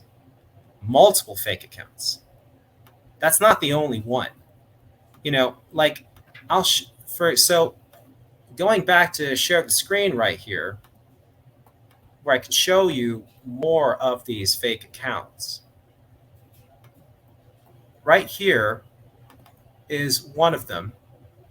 So this is the one he created to attack me. This is the one that's been restricted. This is the other one, bad. This is also another one of his, and this is also another one of his. So this is either him or Ken Suck. I've never figured out, but the reality is that I didn't mean to see that other image. Damn, I'm gonna have to edit that one out. But the reality is that he created all these multiple fake accounts, and he did so because he tries to hide his tracks, because Hawk Arthur does this on purpose. And so I don't even what the I don't even know who this person is. Okay, some person hacked their way into my stream just a second ago. Holy crap. Some person named Pulpo actually hacked their way into my freaking stream. And I know that's Hawk Arthur and his friends. Oh my gosh, wow. I don't believe this. That just shocks me that they would actually try to hack their way into this thing. I should have taken a screenshot of that. Oh my gosh. This is how degenerate this site is. This is how ridiculous this site is. That they go to the lengths of doxing, that they go to the lengths of defamation, libel, and slander, and that they even go this far what they just try to do. Get into my stream without my permission. I didn't share this link with anyone except my Discord friends in my private Discord account, my private Discord chat. I didn't share that with other people.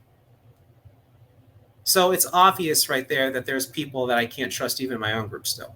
That's just typical in these interventionist circles. And you are going to get kicked and banned. So what do I mean? It's this person named Elvin Pulpo, who is either Hawk Arthur or a person with Hawk Arthur is trying to literally get their way into the stream. So I sent a link to invite my friends in my Discord into the stream. So I put in my Discord chat, to people saying, hey, if you want to join and talk about this with me, by all means, But I did that privately in my own Discord. So it seems that someone in my Discord chat leaked that out to other people and gave it out to others. And so that's probably what's going on here. Either that or I got hacked by Hawk Arthur and his goons. And this is ridiculous. See, this is this is how insane these people are. That they will literally go to links like this. That shows how absolutely deranged they are. Try that, and I just cannot believe this nonsense. But guess what? I'm just mad at I want to now talk about all the people. Oh yeah, I'm probably gonna. Yeah, it seems like you have some fake friends in your Discord. Well, I'm probably gonna shut down that Discord now, because if I can't even trust my friends in the Discord, I think that the reality is that I just won't even have it. Because because I've had to pursue a lawsuit against Hawk Arthur for this defamation and libel. And the fact of the matter is that now I can't even trust my own associates. That's the thing with Can's Cuck, though. I couldn't trust him because he sold me out to Arthur. I couldn't trust that degenerate Asuka because he used my private number, but I put in my Discord for people and then used it to give me harassing phone calls. And thankfully, it was exposed, and I exposed it on Twitter. You should see my Twitter feed about that. But the reality is, I'm angry at all the people like Dr. Globe, like Politicrat, and others who should have taken my side. And even Tyrannus, he was more apathetic in his response. He didn't really seem like he was there on my side. I even had people who were on my side who I thought I could, who would believe me, because I didn't lie about that. I told the truth. I had the evidence. I just couldn't reveal it at that time. But instead, they took Hawk Arthur's side because that's the way he is. He's such an emotionally manipulative person. I trusted him. I talked with him.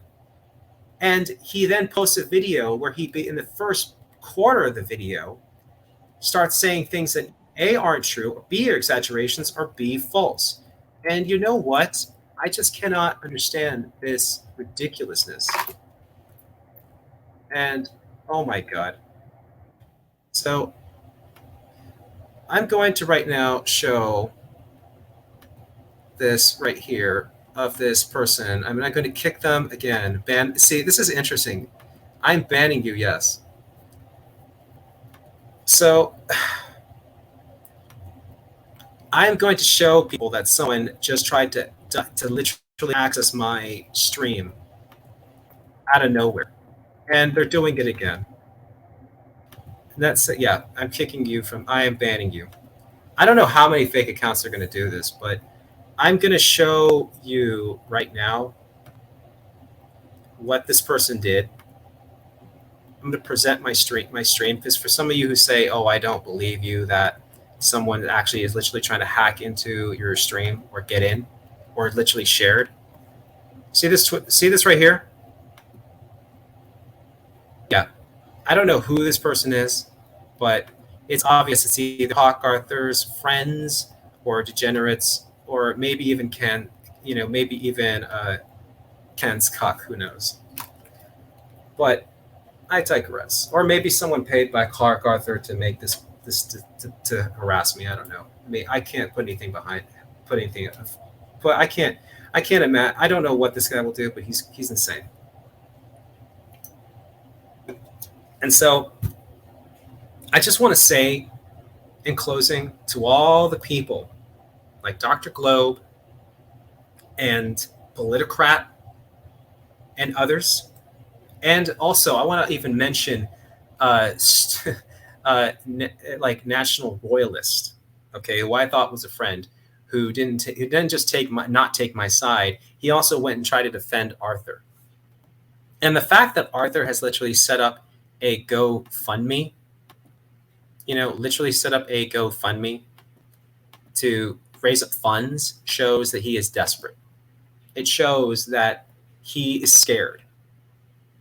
It shows that he knew he was lying, that he has now been caught in his lie and what he has done to me, and now he's desperate to avoid consequence. This is what happens when you do that. When you do stuff like that, you can't get away with it forever. Eventually, someone, me, is going to stand up and say, you're not going to do that to me. Tyrannus, he didn't do that. With Tyrannus, he literally got scared and he ran away. But not me, no. And then with Kanzuk, he literally went and groveled back. He pretty much went and groveled back to Hawk Arthur and it's like, oh yeah, I forgive you. No, he tried to ruin your life wrongly and you just forgive him? Come on. And then other people too. And there are other victims out there of Hawk Arthur. And I want to tell other victims of Hawk Arthur out there, if you want to pursue a lawsuit against Hawk Arthur, I will give you information that you need to help you on that matter, because I don't think that you should have to go through what I've had to go through to get to this step right here. So if you need help in that area, reach out to me, because if you want to file a lawsuit against Hawk Arthur, because I don't think you can join on my lawsuit, but if you want to file a lawsuit against Hawk Arthur yourself, for defamation or libel, intentional infliction of emotional distress, then guess what? I'll get you. We can partner up together.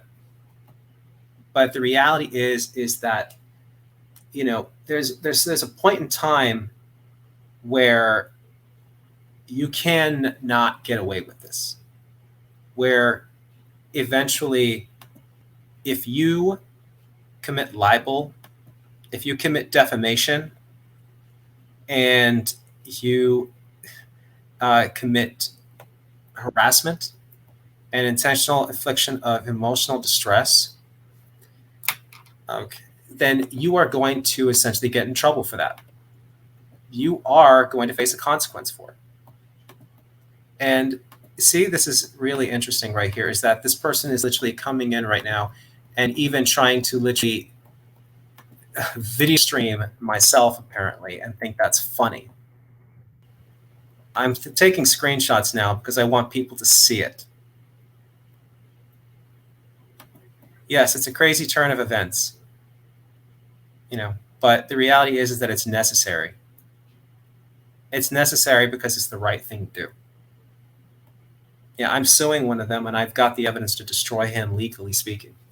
And the funny thing about that video, man, is that if you see the video where he addresses the fact that he's being sued, he was scared. You could see him literally shaking as he's holding that prepared statement. He was scared. He was actually emotionally scared because he'd finally been caught. I had all the evidence right there, and he has it. And he knew that he was screwed. And so he tried to preempt me because I wasn't planning on I was thinking about doing a video, but I was deciding, no, I'm not going to do it. I'm not going to do it because this is going to be a legal matter and I'm going to address it and fight it out in the court. But he decided to do a video and screw himself because now I've downloaded that video. And if I'm going to use that statements in that potentially as evidence, because the reality is anytime you make an official statement, on the record on that can be used as evidence for or against you. And I'm sure he's going to try to do the same thing here, but I have been nothing but consistent. And I have nothing but the evidence he already has. And so I look forward to winning this case. And I do not understand, how he thinks he can get away with it, but he won't be getting away with it ever again. And once again, this creep tries to literally get into my stream. I'm going to literally share the screen with you and show you how obsessively crazy these people are. Because just a moment ago, they tried to get into my stream. And I'm going to show you right here. So here's the first one. Here's the second one. And then here's the third one. I have this one person right here. So it's obvious to me that someone in my board, again, released the stream invite to other people. And so what I'm going to do is I'm going to shut down that Discord. And the people who were in that Discord, they're only going to have themselves to blame. But the reality is that I now know that Superpower Broadcasting and, and Cringe Castley and Doxer Arthur, they're going down. Now, Hawk Arthur is the only one I'm suing because I don't have evidence to prove a conspiracy. Because if I had evidence to prove a conspiracy, I would have also listed Cringe Castley in this lawsuit. Or I would have listed also, Spooky Nookies in this lawsuit. Because Spooky Nookies actually made some statements on Discord where he essentially tried to galvanize people to come and attack me and saying that we're all going to go after him or stuff like that. And I have those Discord messages. And now it's not proof of a conspiracy necessarily. So that's why I decided not to add Spooky Nookies to this lawsuit and just make Hawk Arthur the one, because Hawk Arthur is the one I have evidence for. I didn't have evidence to prove that Cringe Castley, as we should call him, was the one who was behind a conspiracy to come after me. But other people though have admitted, that Kevin Cassie from Superpower Broadcasting actually did try to get my Twitter shut down by just mass reporting everything and just trying to get me shut down. But that wasn't proof that I had a conspiracy of Superpower Broadcasting and Spooky Nookies cooperating together with Hawk Arthur to pose this defamation about me. So did I consider adding them to this lawsuit? Yes, I did. At the end of the day, though, I decided not to add them to this lawsuit, though, because I didn't have the evidence to prove that they worked hand in hand with Garth Arthur. But if I ever do get evidence that they did, if I ever get evidence that Cringe Castley from Superpower Broadcasting or Spooky Nookies actually did know that Hawk Arthur was doing this and either encouraged him or worked with him to do this, then I will later on, potentially, if I get evidence to that effect, add them to this lawsuit. Because you cannot get away with that. And Hawk Arthur's not going to get away with it. The reality is that Hawk Arthur made a lot of lies, a lot of defamation, a lot of slander, and he's not going to get away with it. And it disgusts me that people actually rushed to his defense and not to mine, despite the fact that they knew he was a serial doxer, and despite the fact that everybody knew that he was this kind of person. Like, it's admitted.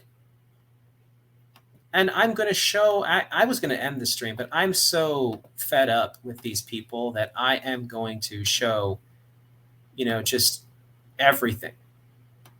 Because I need to show you guys the proof. So let's go further, because right here, I remember with Spooky Nookies threatening me right here.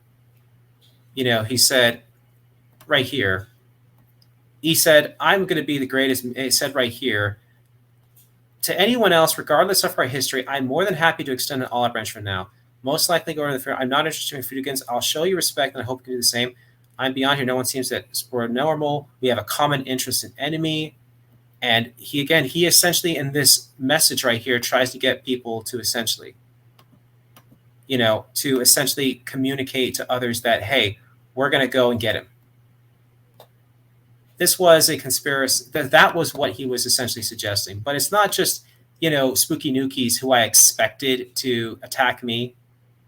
There are other people who said things too that were just flat out ridiculous. For example, let's go to Politicrat right here. He accused me of being manipulative, which was disgustingly false. I never manipulated him, and I was never malicious, because we had a stream where we talked about my cease and desist notice, and I had a conversation with him on Discord for must have been either 45 minutes to an hour, literally talking about the stream we were going to have. And he falsely accused me of being manipulative. He falsely accused me of having some sort of ulterior motive.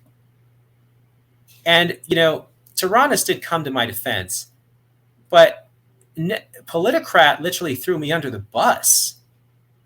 He tried to essentially says that, hey, that I wasn't on there. I didn't know what was going on, but, whatever. And it was just them. And the reality is, though, is that, he has the gall to actually wish Hawk Arthur is doing well, despite the fact of what Hawk Arthur tried to do. And because we talked about this in the last stream, in the cease and desist notice one, where he talked about how the Superpower Broadcasting Group went after Tyrannus and tried to ruin his life. And Tyrannus was driven to the point of near suicide. He had to be talked out of it. And instead, a Politicrat saying to Hawk Arthur, how dare you do what you did, to his face here in the chat, to, what he did. He instead has the gall to essentially say, hey, I hope you're doing well, regardless of your opinions. Well, I should wish the best for you. No, not when you allegedly try to drive people to serious harm, self-harm.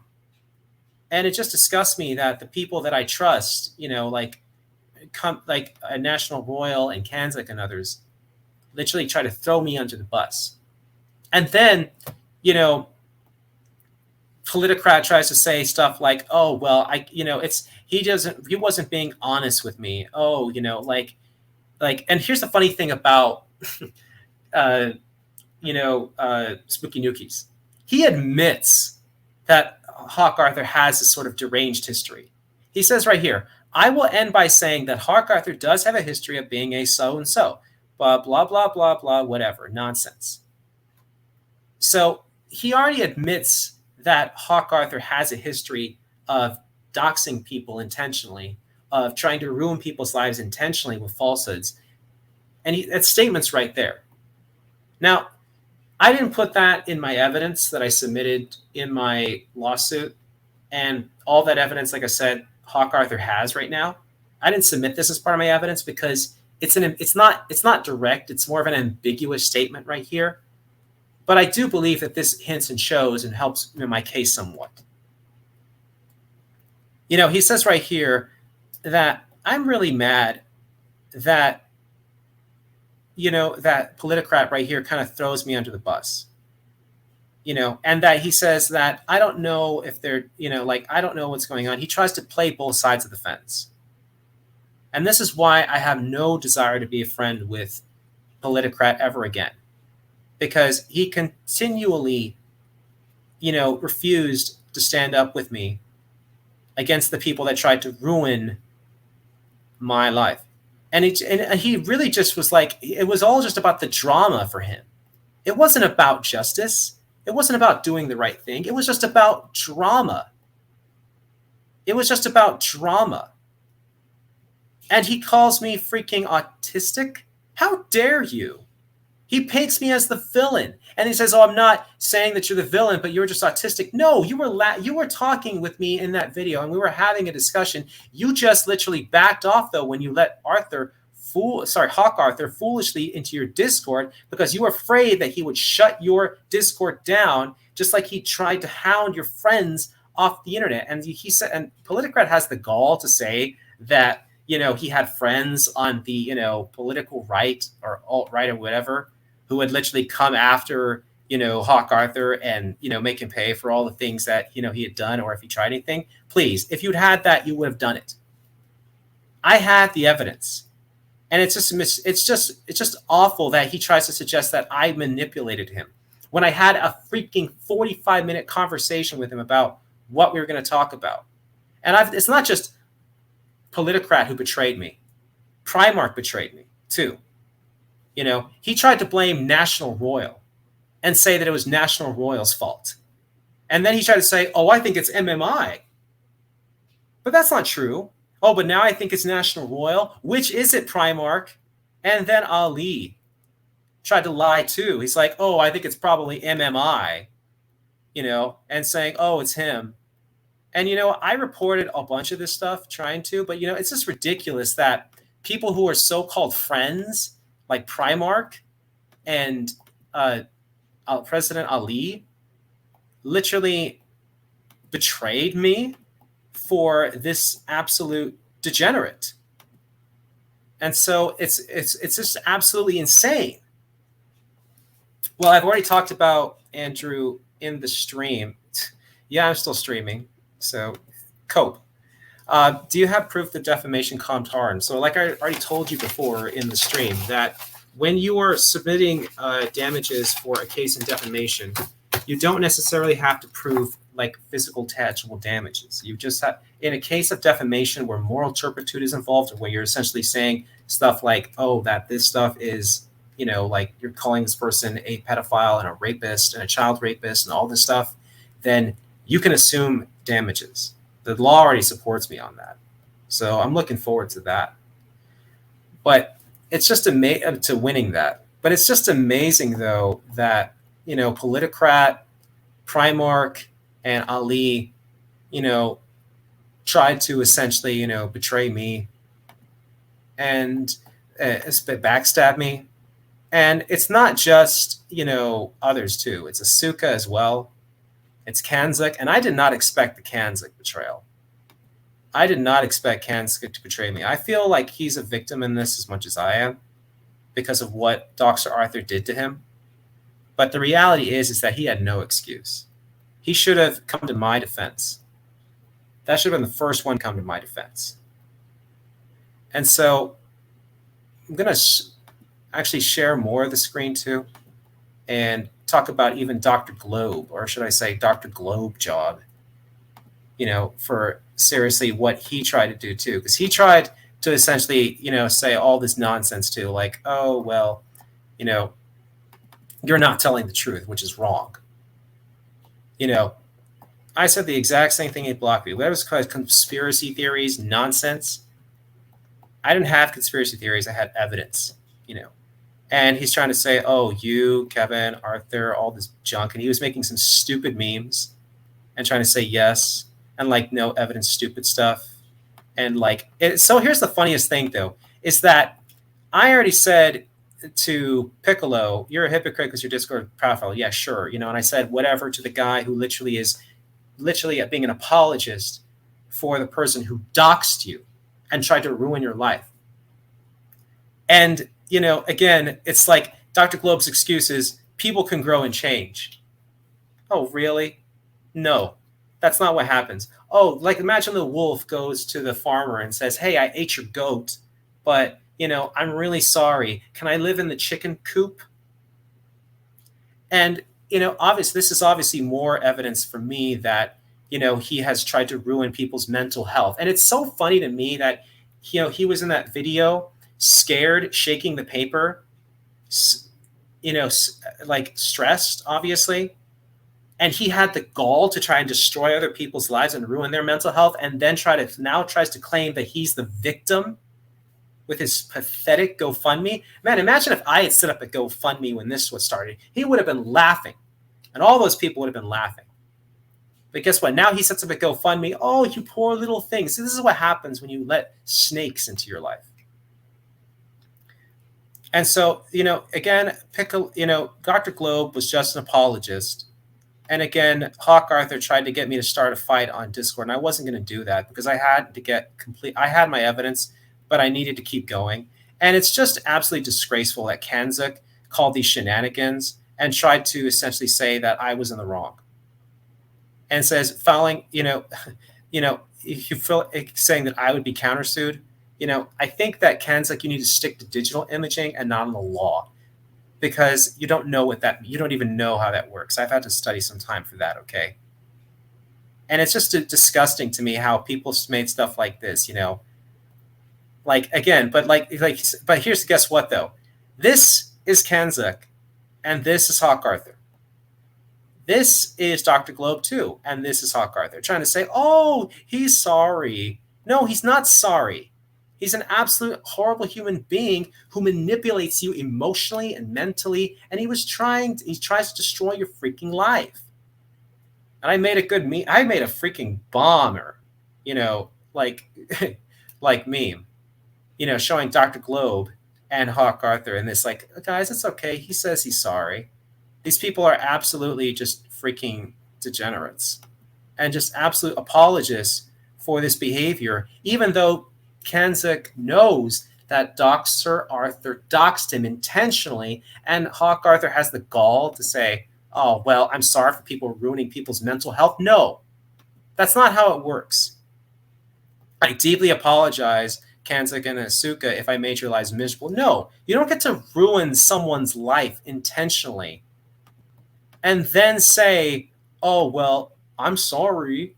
I didn't mean it. That was my bad. No, you don't get to do that.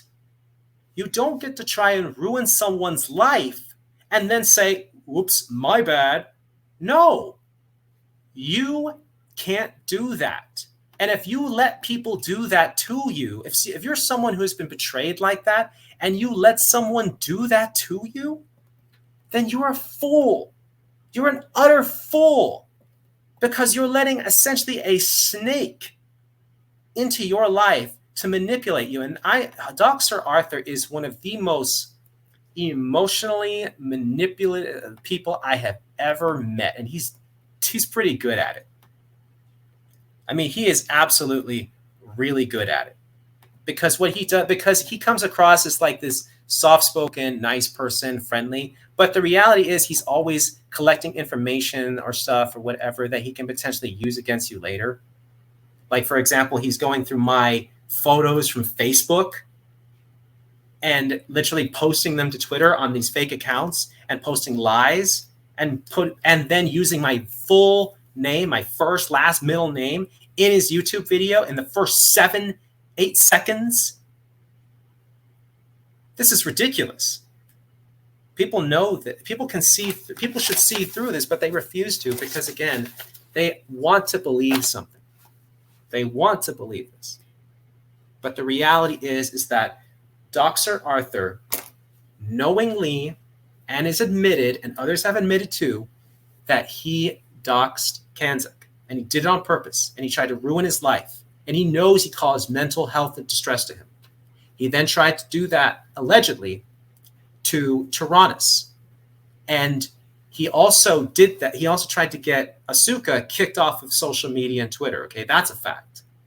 And yet Asuka is now posting stuff on his freaking YouTube video saying, I hope the real person comes out, as a voicing support. Give me a break. There's so many people who are so cucked to this moral reprobate and degenerate. And someone had to stand up and say, no, enough is enough. Someone had to get up and say enough is enough and fight back legally. I would already have been doing other stuff if I could have gone through this. I don't know where Kanzik is now social media wise. I heard he disappeared. But I know the fact of the matter is that even after getting doxxed, he was his friend. And that's how sorry I feel for Kanzik in that regard, because that reminds me of a spouse who's been abused. Because it reminds me of a spouse who's been beaten by their husband or their wife. And then that person comes back and says, hey, I'm so sorry I hit you or abused you or all this stuff. I'm really sorry. Forgive me. And then they emotionally manipulate those feelings to try to get that person to say, okay, well, he promised he wouldn't do it again, or she promised she wouldn't do it again. No. People like that are toxic. They're toxic in their personal life, and they're toxic in their internet life, and they're toxic in every area. They do that because they can get away with it. They've done it before. And because they've done it before, then think that, okay, well, if I've done it once, I can do it again. And again. And again. And again. And again. That's what people do. They do that because they think that they can get away with it. And Doxer Arthur had been getting away with it for a long damn time. But the buck stops here. The buck stops here, and I'm not going to let him get away with it. He made up more lies and more nonsense and more distortions on his most recent YouTube video. More distortions, more exaggerations, more misrepresentations, and more lies. And he will continue to do that because he cannot accept the fact that he has to be responsible for his actions. I sent him a cease and desist notice. That cease and desist notice was sent because I was trying to resolve this out of the courts. I gave him an out. And he refused to take it and instead continued on this path to hurt me and attack me. And he did so because he has been getting away with it far too long. Far, far too long. And this is the thing about this right here, is that I am not going to let him get away with this. It's kind of crazy how Doxer Arthur, literally tried to essentially flirt with me and try to make suggestions that were disgusting. At the time I brushed them off because it was okay, yeah, that's flattering, but I'm not really interested. You're okay, that's kind of flattering, whatever, but I'm not really interested in that sort of thing with you. We're just friends, and then you joke around with them, but Doxer Arthur did something else that I think that needs to be highlighted in this fact. Okay. He manipulates people's emotions and their feelings And he does this on purpose because he can get away with it, because he feels that I can get away with it. And he does that to ruin people. Okay. And he does that on purpose. But in the case of Kanzuk, I think he just manipulated his, friendship, if you will. He tried to essentially, use, because Kanzuk is I don't know what happened to him now. I feel sorry for him in that regard. I hope that, he will come back and realize that Dr. Arthur had nothing for him but evil and disdain and nonsense and just disgusting betrayal. No, I'm not friends with any of them.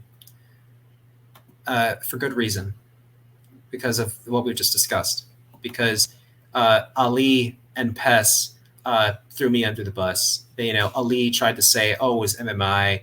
Oh, well, and then Pes tried to say, "Oh, it's MMI," or I don't want to get involved. And yeah, I know Asuka is calling Net7, but I'm not going to get involved. And then Asuka is calling me and harassing me and haranguing me. And that's why I don't talk to either of them, because they're all because Asuka's just a fire starter. He just likes to start fights, and just to annoy people and harass people. Ali is just doesn't know what side, doesn't know what honesty when it comes to him. Okay, I was completely honest with him, and I was his friend. And instead, he didn't take my side and threw me under the bus for freaking Dr. Arthur. And then Pes was even worse, because Pes knew Asuka was calling me, and Pes decided, oh, well, I don't care. I'm just going to stay out of it.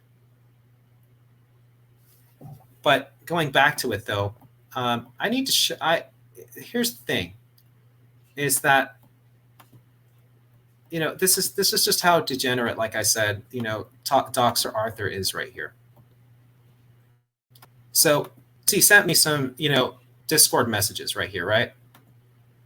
And so it's like, he's saying like he calls me a cuddle buddy, but I wasn't his cuddle buddy. I'm like, okay, good night, sleep well. I'm like, okay, that's flattering, but I'm not interested. And I said, I appreciate your friendship. And he's like, do you live alone? I don't get that. But it's other stuff that he says, well, he wants to try to steal me. He says that you're against poly couples, right? I can't actually steal you, right? And I'm like, I'm not a polygamous or polyamorous person. However, you're certainly tempting. I'm like, kind of just joking it off. Like, okay, I'm not interested, but, it's flattering. But then he goes and says, can I lay on you like a mattress, and all this other stuff. Like, he was actively trying to flirt with me. And the reality is that I was not interested. I was like, hey, that's flattering. But it's disgusting, though, that these people emotionally manipulate you to be your friend. Because I thought Arthur was my friend at the end of the day. At the end of the day, I thought he was my friend. And the reality is that when I discovered and I was hinted that, he was the one making these accounts, I didn't want to believe it. But I'm looking now back on it. I realized that this guy was a reprobate. And if he doxed, like I said before to you, the audience, if he doxed Kanzuk, and he admitted to that, and if he doxed others from the Buckley area, and if he, and this is just alleged, I don't have proof of this, but but Politicrat says he did. If he also doxed and tried to ruin the life of Tyrannus, what makes you think he won't do that to others? Why would you believe him? But they just did. Politicrat, Pes, Ali, Primarch, Kanzuk, Dr. Globe, all of them. And they just threw me under the bus. Well, this video has been, again, something that has been very long, 2.5 hours, a little bit over that. But it's been necessary for me to go this long and show you the evidence, show you the allegations, show you the statements, and address everything from A to Z. Because the reality is this: Dr. Arthur made these accounts, and I have proof, and he has my evidence. and he is going to lose. If he comes to Maricopa County and files a response, then we're probably going to go to court. And I look forward to going to court, into a jury trial, and because that's what I've asked for, and proving to a jury that he is the one who made these accounts. And remember, in a jury trial, that's different from a criminal one. In a criminal case, you have to prove beyond a reasonable doubt. In a civil case, you have to prove beyond majority of the doubt, meaning you have to get above 51%. You have to make the jury say, well, I think it's likely. But I don't just have the evidence saying it's likely. I have the evidence proving it beyond any doubt. And when I get this subpoena, like I said before, submitted to Twitter, when they get served with the subpoena, guess what's going to happen? I'm going to have not just all the evidence I have right here, which is irrefutable. I'm going to have literally I'm literally going to have everything. I've already got enough here. I've already talked with the lawyers from Legal Shield and the private investigators, and I have enough. So I'm going to end it now here. And I'm just going to finish with this. Hawk Arthur tried to ruin my life. He defamed me intentionally. He tried to ruin me intentionally. He knew it, and he tried to get away with it. And I have the proof right here. And if anyone wants to reach out to me on Discord and ask for the proof, guess what? I will send it to you personally. I will send all of it to you because I am that confident in my evidence right here. I'm confident in everything I have, and I know it's true. And if you want to sue Hawk Arthur for what he's done to you, get in touch with me because I will coordinate with you. I will give you my advice, and I will help you because you're going down. Yeah, shut up, Rico. You go and enjoy yourself, and bye-bye. It's a funny thing about people like that guy who literally called me and harassed me over the phone all the time. People like him don't have room to talk. And I look forward to this because this person tried to ruin my life, and he's been getting away with it for so long with other people. And I should have recognized it. I should have realized it, but I didn't. And here's the funny thing is that this person, is like literally trying to get in and in and in and in and in and like literally submissions and in and in and in and in and in and in and in. This is actually deranged, freaking behavior. Trying to also access my stream too. So this is the side of Hawk Arthur and of the superpower broadcasting crowd. And like I said before, if I had evidence that Cringe Castley or Spooky Nookies was involved, I'd be suing them too. But I don't have that proof. I would just have conjecture. And that's not enough. Oh, I paid a lot.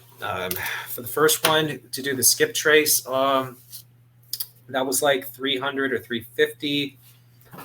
To do the first report, that was like $400 or $450. And then the other report from the ICS company or whatever who helped find the person's address and then served those documents. Didn't serve those documents, but then also helped confirm that Hawk Arthur was the one responsible for the account. They did that actually as an addition, so I was appreciative of that. That cost me another $450. So, that was a lot, like over $1,000. But you also have to take into consideration too, I have a monthly subscription to Legal Shield, and that's like 30 something a month. And so every time I have questions, I go to them. But thankfully, I know someone who actually works in a law office too, for my other job. And so thankfully, they were able to advise me on this whole process too. Like they actually helped print off my stuff. They actually helped me to advise me on, how to file and stuff like that. So I'm really appreciative too of some people who in my life who have actually, been there for me compared to those who have not. And so I look forward to proving this person wrong, as evil, as a moral reprobate, and as the person behind the assault. I have all the evidence and proof I need right there. So the reality is that, like I said before, if you've been a victim of Hawk Arthur, stand up and fight back. If you've been a victim of Hawk Arthur, get up right now and fight back. I will help you, okay? Because I don't want you to go through what I've gone through. If you've been a victim, I'm saying this right now. This is an olive branch to people like, Tyrannus. If you want to take Hawk Arthur to court for what he's done to you, I will advise you as best I can, and I will help you. And if you want to serve him a lawsuit, I will help you in that regard too. If Kanzuk, wants help too in suing Arthur for what he did to him in doxing, I don't know if you can sue someone for doxing, but I know perhaps there's potential for privacy and intentional infliction of emotional distress and such, because he admits to it. Because if the Discord messages where Hawk Arthur says, I'm sorry for causing people severe emotional distress and going after ruining their mental health, those admissions of guilt can be used in a lawsuit. So you could use those in a lawsuit if you wanted to move forward with it, because then you show that there's an admission by the defendant that they doxed you and that they tried to, ruin your life. So you have that proof. You have an admission of guilt. So in that case, if your case was to be heard for trying to sue someone for intentional infliction of emotional distress, you might have a case there. And if you have a confession, then that case is slam dunk. So to Kanzuk, if you're out there, wake up, my friend, please. To Tyrannus, according to Politicrat, who was a victim of Dr. Arthur, stand up and fight back. Don't run away. Don't let these people ruin your life. And to anyone else in the Politicrat groups that was a victim of Dr. Arthur, if you want to reach out to me to get help or advice or to get assistance in this matter, to take Dr. Arthur to court, let's do it. Because Dr. Arthur cannot be allowed to get away with this anymore. If enough people file lawsuits against him for defaming content, for defamation, harassment, and such, we can shut him down. But that's not the purpose. My purpose of the lawsuit is simply to get justice for myself. But if you want to go get justice for yourself, then go for it. I advise you to do that. Because if you have a case, you have a case.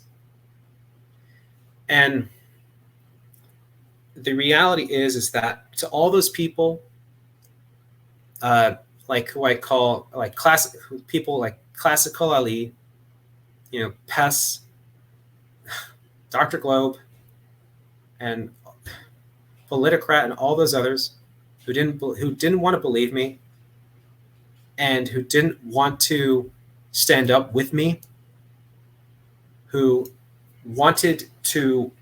just wanted to believe who did this. Imagine you see, your girlfriend or your boyfriend, you come into the room and you see them on top of someone else. Imagine if your boyfriend, your girlfriend says, who are you going to believe, me or your lying eyes? Well, these people decided to, rather than believe their eyes that were telling them the truth, decided to believe the liar because they wanted to. And, now that I've got all the evidence and I presented it, you guys owe me an apology, but I'll never get it. And I know it. I'll never get it because I won't be acknowledged in that regard. And the reality is that this lawsuit will be justice for myself. And when the reality is that the neoconservative movement is going to ruin the progressive interventionists because we're in the right, because we don't do stuff like this. We don't lie and defame people, okay, and try to ruin their lives, like this. You don't lie about someone in this manner like Dr. Arthur did. He lied, and he knew he lied. And I look forward to getting justice. So I want to thank you for tuning into the stream. It's been really long. You have been really patient with me. And if you want my evidence, if you want my advice on this matter, reach out to me. All right. Neocon action, V for victory. And to Dr. Arthur, in the words of Spooky Nookies, you're done, son. So, bye.